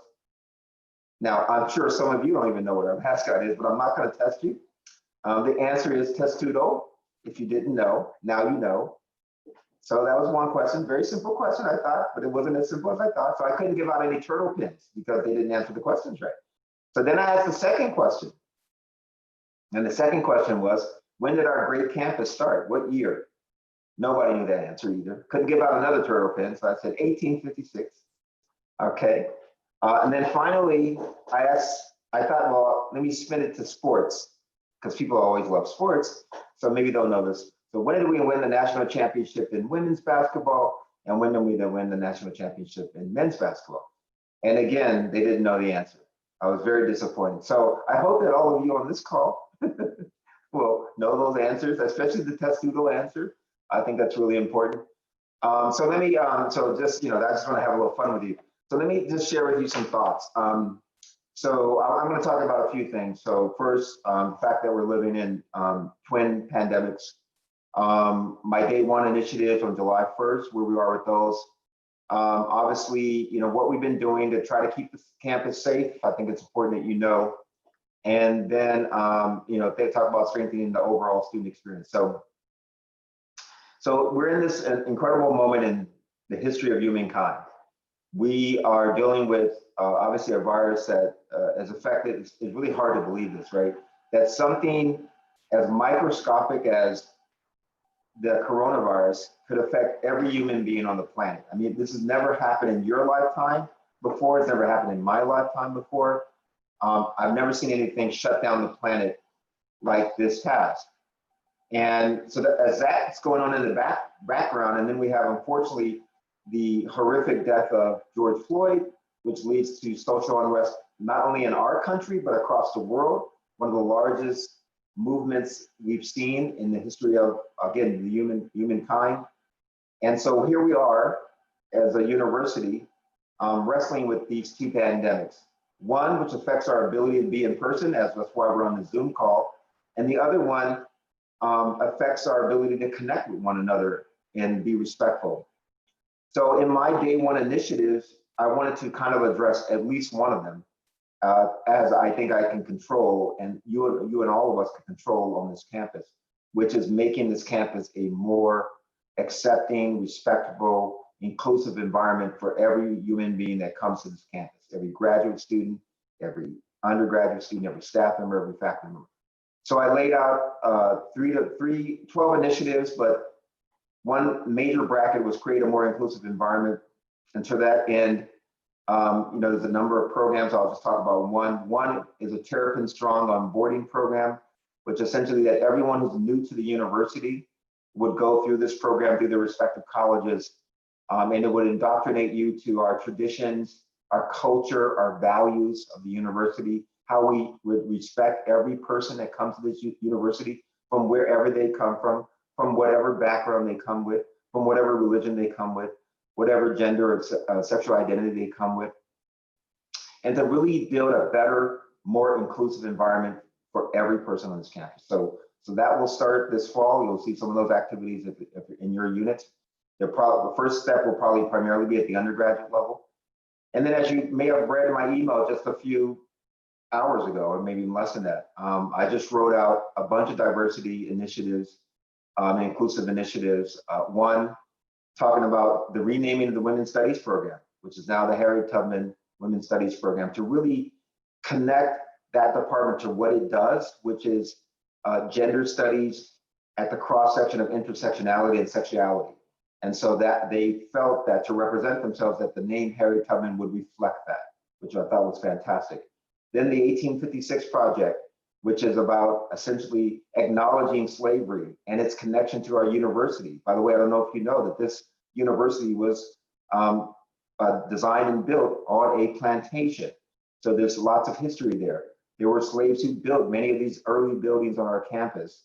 And so we need to acknowledge the history of slavery, the history of racism in our country, and then to learn from it and then to move forward. So that is addressing that, the 1856 Project. And then Terrapin Strong, as I just earlier mentioned, was also announced as to how much progress we've been making on that initiative. So again, addressing two of these pandemics at the same time. So now I hope that many of you who have come to campus, or if you have returned to campus, you are dealing with the other pandemic, which is now you're required to be tested and you'll be tested again this semester. This is the first baseline set of testing. We've now tested about 15,000 people. And of the 15,000 people, we have tested 108 people are positive. And unfortunately, yesterday we had a sort of terrible event where unfortunately 50 of our student athletes tested positive. And as a result of that, we shut down all of athletics operation because it was a situation in which, first of all, it was unhealthy. Number two, it was people not abiding by the protocol, and it's sad that they didn't because it puts everybody else at jeopardy. It's an anomaly because if you look at all the other days on our COVID dashboard, we've been having some great numbers. And so it was very unfortunate that we had that situation, but we had to do the right thing and we shut down all of our intercollegiate athletics operation because of the situation that happened yesterday.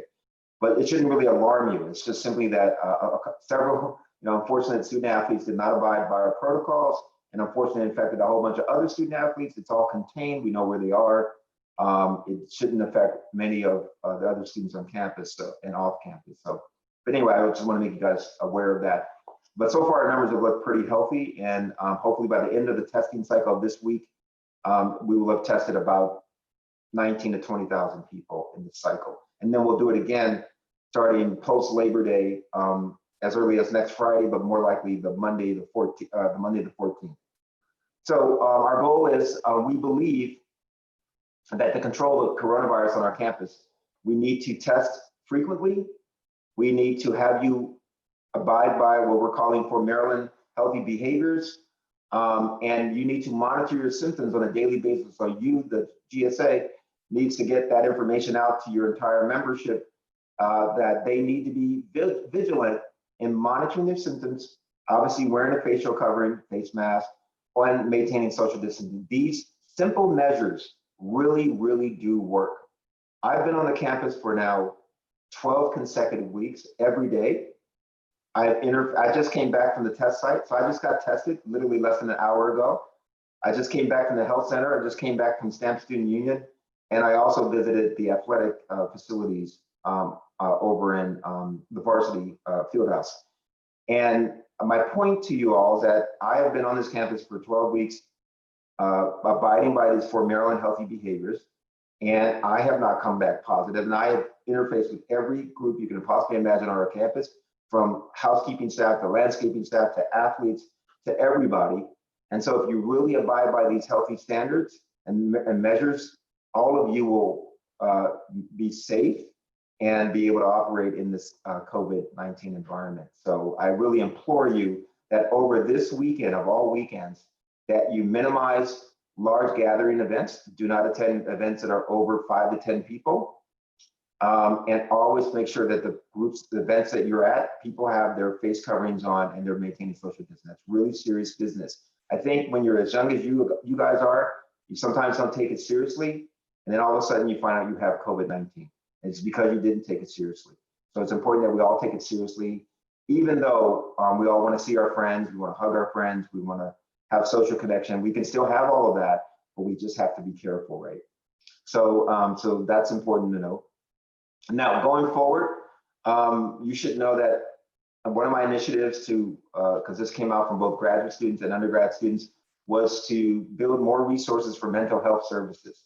So that was my #1 initiative on July 1.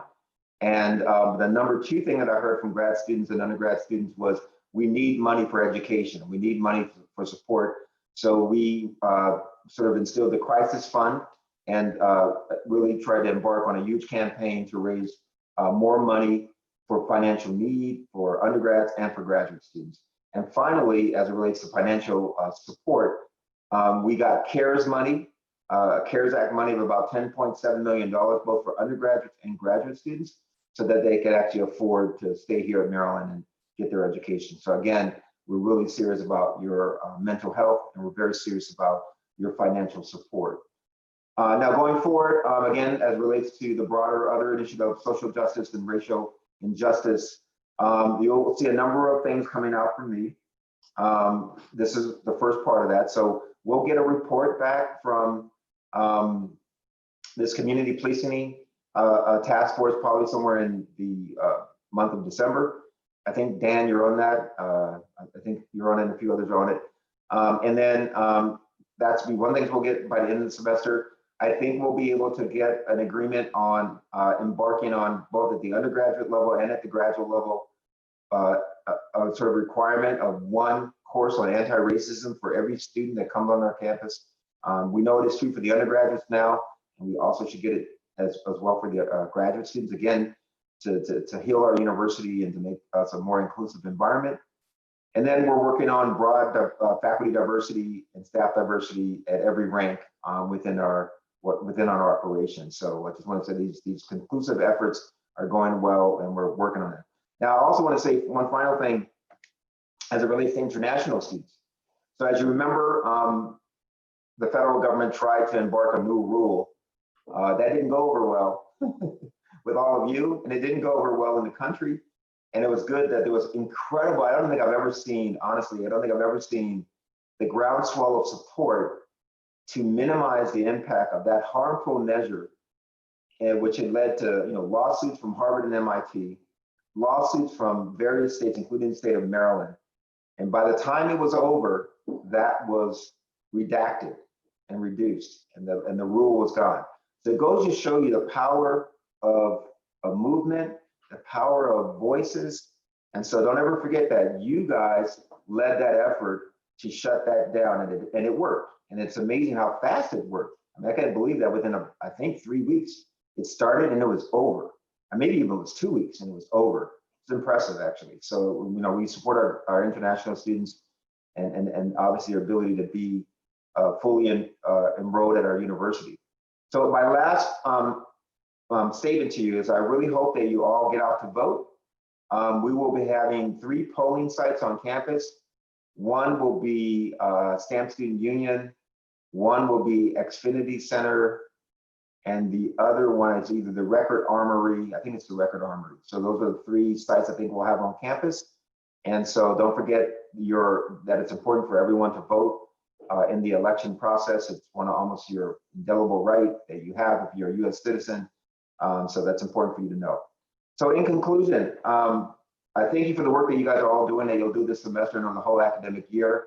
Remember to be safe over the Labor Day. Really, really be safe. Don't get into large gatherings. Please wear your face coverings and stay socially distant. And I want you to know that I look forward to working with all of you and all of graduate concerns going forward.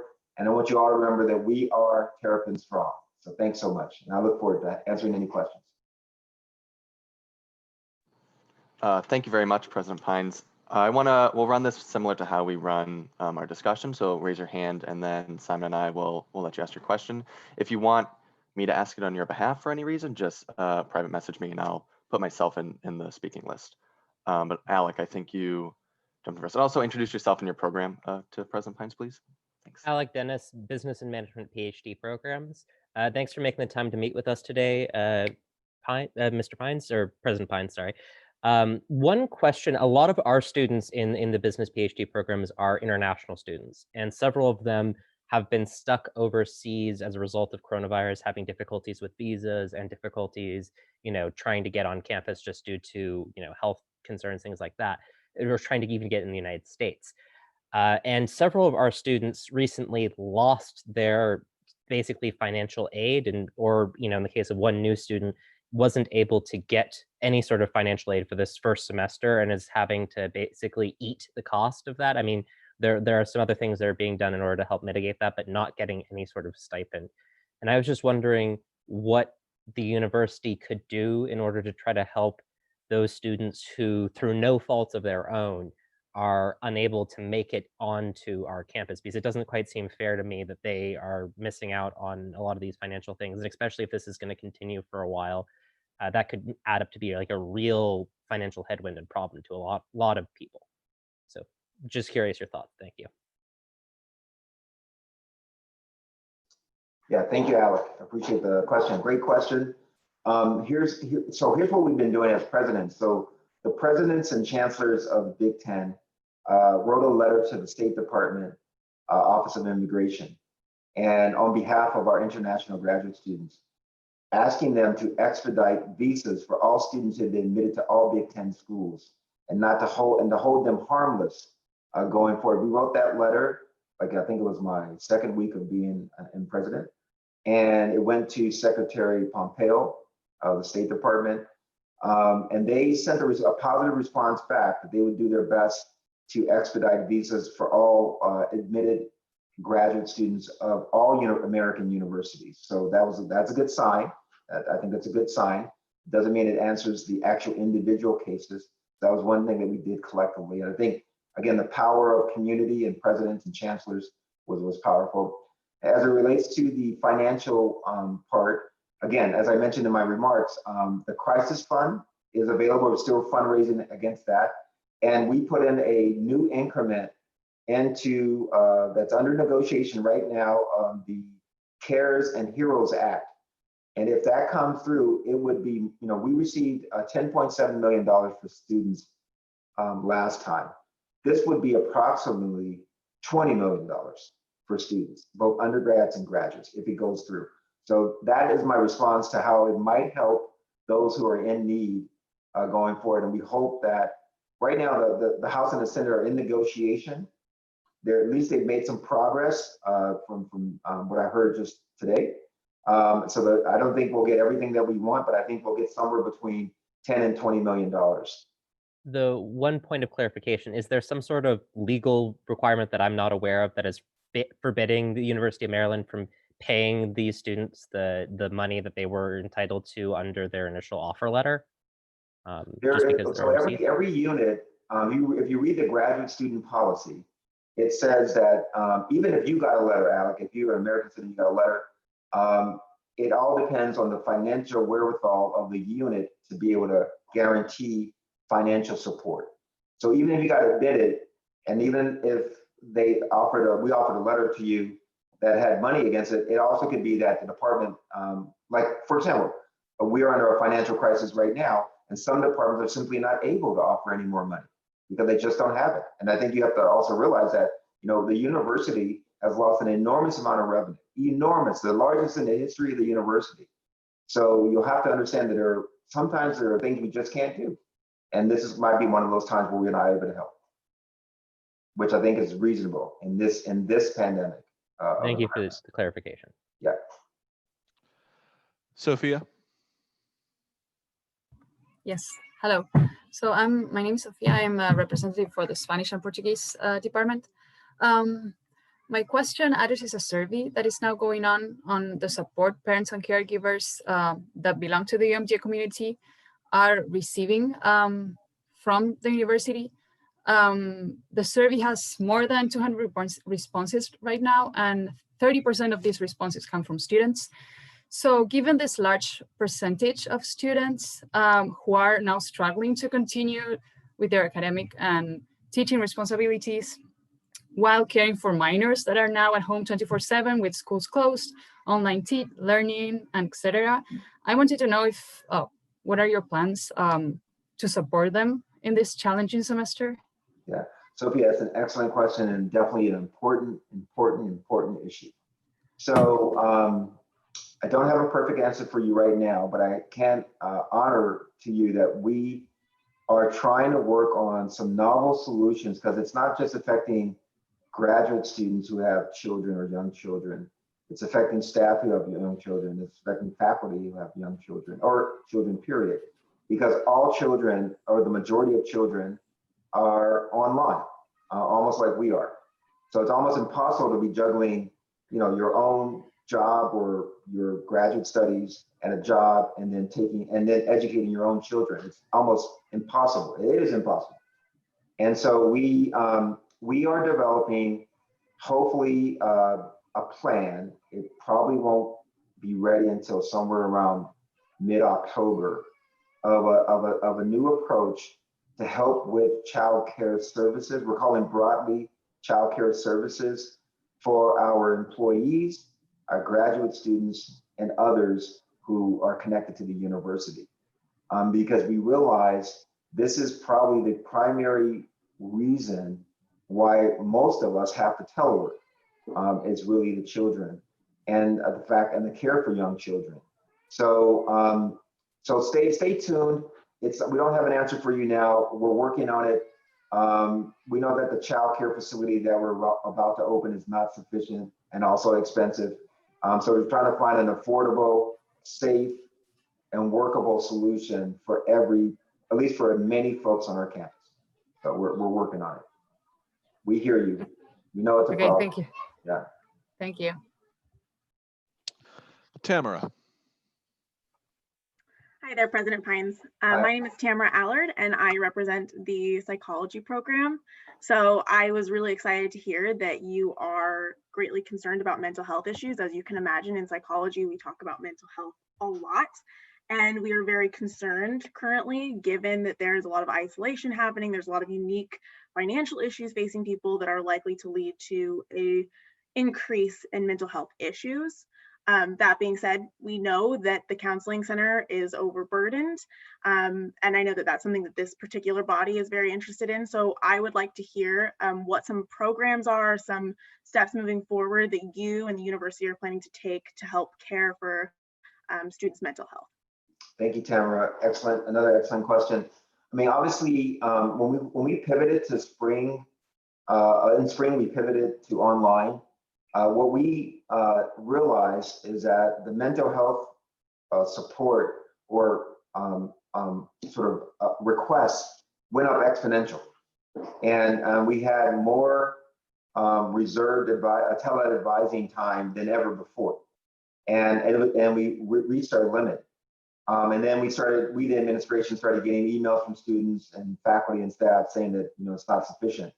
So, Tamara, to your question, I've asked the Vice President of Diversity and Inclusion, Georgina Dodge, and the Vice President of Student Affairs, Patty Perillo, to give me a proposal on sufficient mental health resources, programming, people to execute. And I'm waiting for that. It's supposed to come to me next week. Once it comes to me next week, then I'm going to issue the resources, which I suspect will be several hundreds of thousands of dollars, to build up staffing, both in counseling and in other programming across the university. So that's my goal, but I've been waiting for the proposal. And so I can't tell you the details of the programs because I don't have the proposal yet. So. Great, I'm glad to hear that. Thank you. Yeah, you're welcome. Misty. Hello, President Pines. I am Misty Yang. I'm a PhD candidate in the communication department. Thank you so much for your time today. And I also just wanted to say thank you for, kind of leading by example by being on campus and putting yourself out there and demonstrating to us that you're testing out the systems and making sure we can all be safe when I got tested today. Don't say I didn't get tested. I got tested. You got tested. If you haven't been tested, then get tested. Don't say the president didn't get tested. Yeah, that's great. Thank you. So I have two questions. One is just kind of a point of clarification along the lines of Alex's questioning, because I know, so for example, in our department, we had a student who all of her courses are online, and she's also teaching online, and she's an international student, and we had the funds, but she had to come back to the States in order to get her assistantship. And from my understanding, that's a legal decision that's been made by the University of Maryland. And there are other institutions that haven't made that same decision in terms of requiring international students, even if all of their commitments are completely online, to actually have to be physically in the States. And it's something I think some of us have been trying to get clarification around, because we see some of our fellow graduate students, suffering and having to leave families to just try to get the assistantship. So I'm wondering if you could clarify that. And then my second question is just more kind of outside of graduate student government. What do you see as the most effective channels of communication for graduate students who want to reach you with a message when we see that something might not be aligning with what we see to be your vision for the university? Thank you so much. Yeah, so I think on the second part, I think, you should just simply communicate to Dan, because I will be in, constant, conversation with Dan as the leader of this group. If you want to send an email directly to me, that's fine. But I think I don't want it to get lost. Not that I won't recognize it, but it's just that, I'll get thousands of emails. So it's best to come from Dan, because it could come as a collective of things that we're dealing with from the graduate student perspective. So that would be the best way. With respect to the concern that you raised, I'm not aware of that. So I'm trying to understand. So if you're not physically here, but you're enrolled full time, you're saying that the unit is not given permission by the state of Maryland to offer financial support? Is that what you're telling me? From what I understand, and I'm not an international student, so I'm speaking on behalf of I've never heard international that. students, Because- but that they've been told if they're not in the United States, they can't get their assistantships, even if their 100% commitments working and studying are online. So And- like we have a student who bought a ticket to come back, like struggled to come back from Japan when she had no reason to be here, other than she needed to keep her assistantship money. And that same message was communicated to our 2 students in the business and management program, where all of the domestic students and all of the international students who were able to make it here physically to the US were able to get their assistantship funds just fine. And we had the money in order to continue paying the 2 students who lost their assistantship.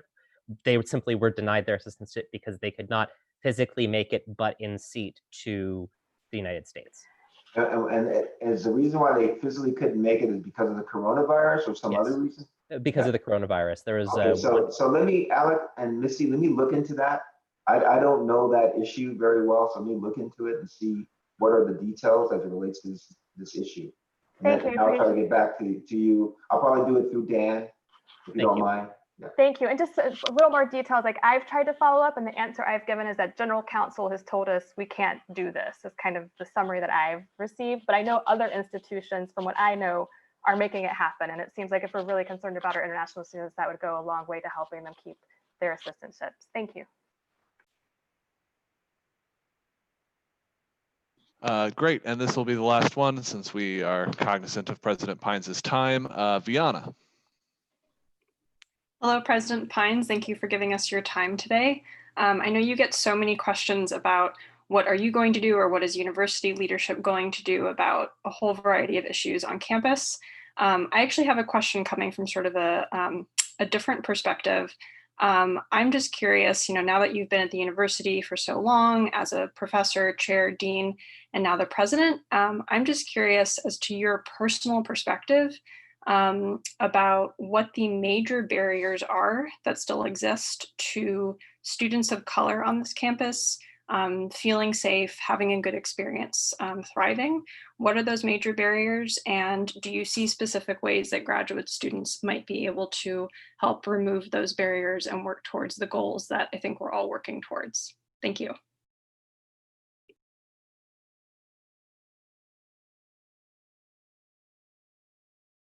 President Pines, you're muted. Sorry.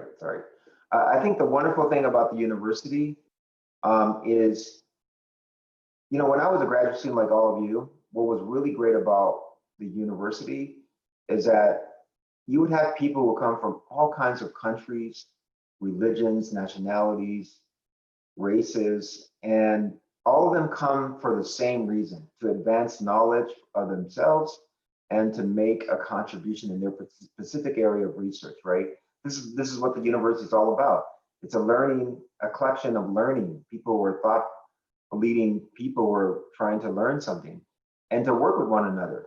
And so what I don't understand is that we should be able to, since we all come from different backgrounds, different nations, different religions, different genders, and we should be able to use that as a learning experience, even at the graduate level.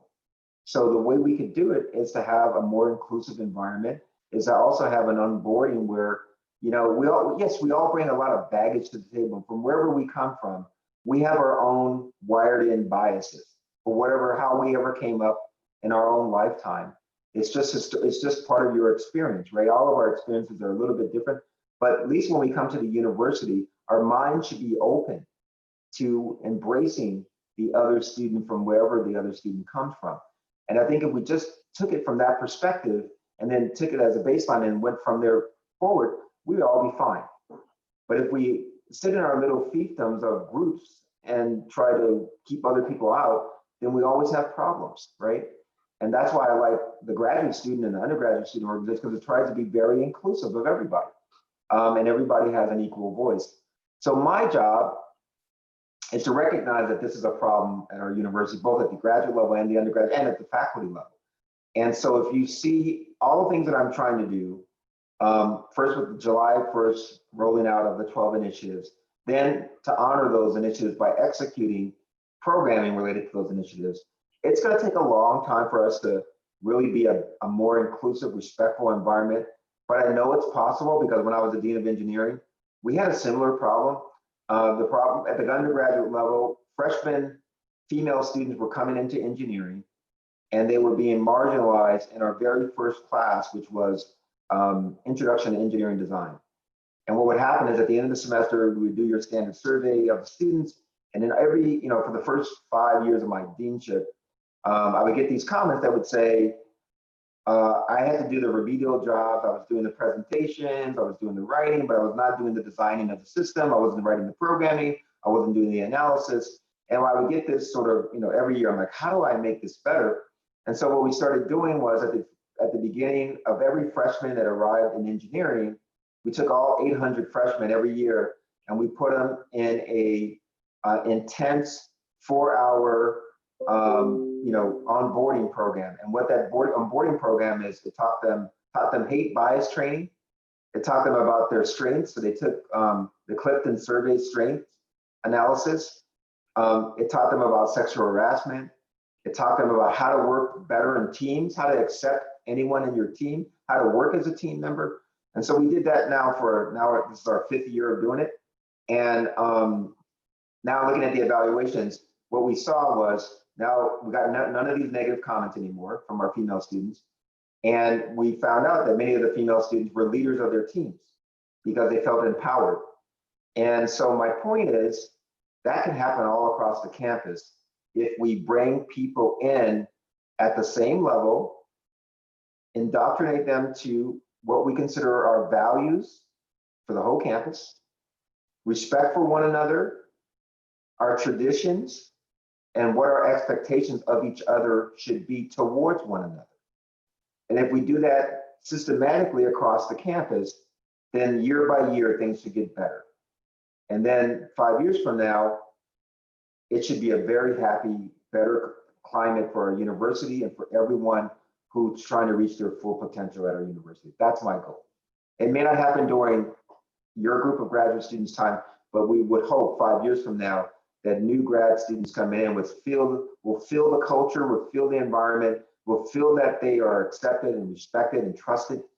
Obviously, even those that have a disability, that's another area that I worry about, that people treat that group disrespectfully. So I think, it's going to take some time, but every great thing takes time at universities, but usually you get there over time. So. Excellent. Thanks so much, President Pines. We know you have a busy schedule, so thank you for taking your time to speak to us, and I'm sure we will have more conversations going forward. Okay, so Alec and Misty, I'm going to try to get back to you on that question. Dan, keep me honest, so I don't forget. I wrote it down, so I'm going to ask somebody. I hope I do it right now and then get an answer. But thanks everyone for the opportunity to speak to you, and hopefully, we'll do great things going forward. So thanks so much. Take care. Have a great day. All right. Bye-bye. All right. With that, it is now past our regular meeting time. But if the assembly wishes to continue to discuss anything, that is perfectly reasonable. Otherwise, I would look for a motion to adjourn. I can't raise my hand anymore, but I have a couple of things. President Laffin. Everyone, I think that went very well. Thank you for all your great questions. I'm excited at least on the international student assistantships. Clearly, he seems committed to actually uncovering what's going on there because we've had questions for a while. I'm going to pivot really quickly to a couple of things that have just been on my list for a bit. The first is the Library Student Advisory Group. GSG gets, I want to say, 2, but at least 1 seat on this advisory group. We wanted to open that up to any of you. So if you have interest in serving on that group, which deals with how the library uses their funds, among other things, please let me know. We want to appoint someone, I believe, by the 18th, so 2 Fridays from now. And I'll send an email out reminding you. Aldo's back in the waiting room. Welcome back. Second, this one kind of came out of nowhere, and I'm going to share my screen for a second. I got an email from MIT and Carnegie Mellon. Let me see if I can make this full screen for you guys, which is a questionnaire for the presidential candidates. And I was reading through this and I didn't even know like what president they were talking about, like some graduate student president committee thing, but it's the actual candidates like Joe Biden, Donald Trump, like those presidential candidates. And they want to send this questionnaire, which deals with mostly higher education graduate issues, but also some national issues. And for me to sign it on behalf of GSG, I wanted to make sure that you were all comfortable with me doing that and sending it off on behalf of UMD's GSG. So there is 13 or 14 questions, and I'll scroll down in a minute so you can see the others. But these are the first half here, which you can see, a lot of higher education. And then scrolling, someone yell at me if that's too fast, but here's the second half of that page.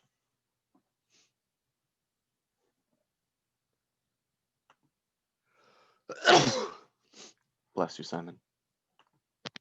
Thank you.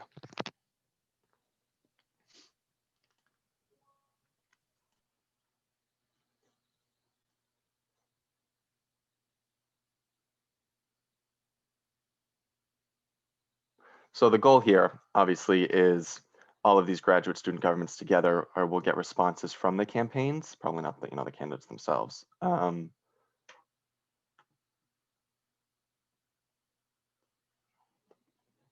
they want this by the 7th, which is why I'm holding you all a little late right now, because I wanted to make sure that if there were any objections, please let me know right now.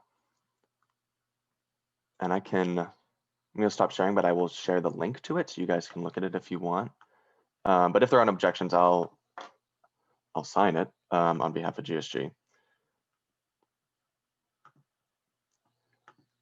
And then my last thing, really quick, is Mary Perg has a pledge to vote campaign going on that they wanted me to share with all of you, which I will also put that link in the chat.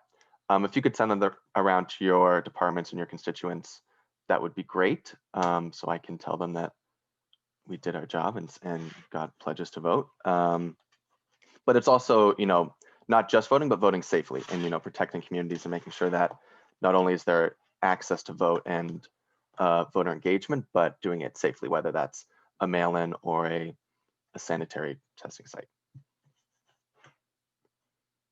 Any questions, comments, concerns with those 3 things?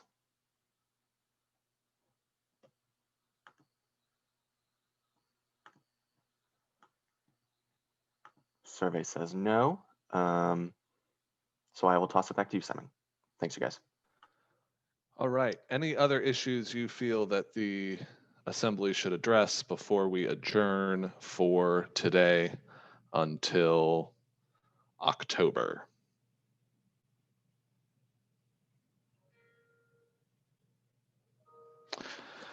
Seeing none, I would look for a motion to adjourn. Motion to adjourn. I heard 2, so I'm going to count that as a second. Are there any objections? Seeing none, we are officially adjourned for the September meeting of the 40th Assembly of the Graduate Student Government at the University of Maryland. Thank you all for your time and attention. We will reconvene in October. We will also be sending out emails to each of the committee chairs asking you to sort of, get your committees going so that we don't spend any more time without our committees. All right, thank you all. Thank you.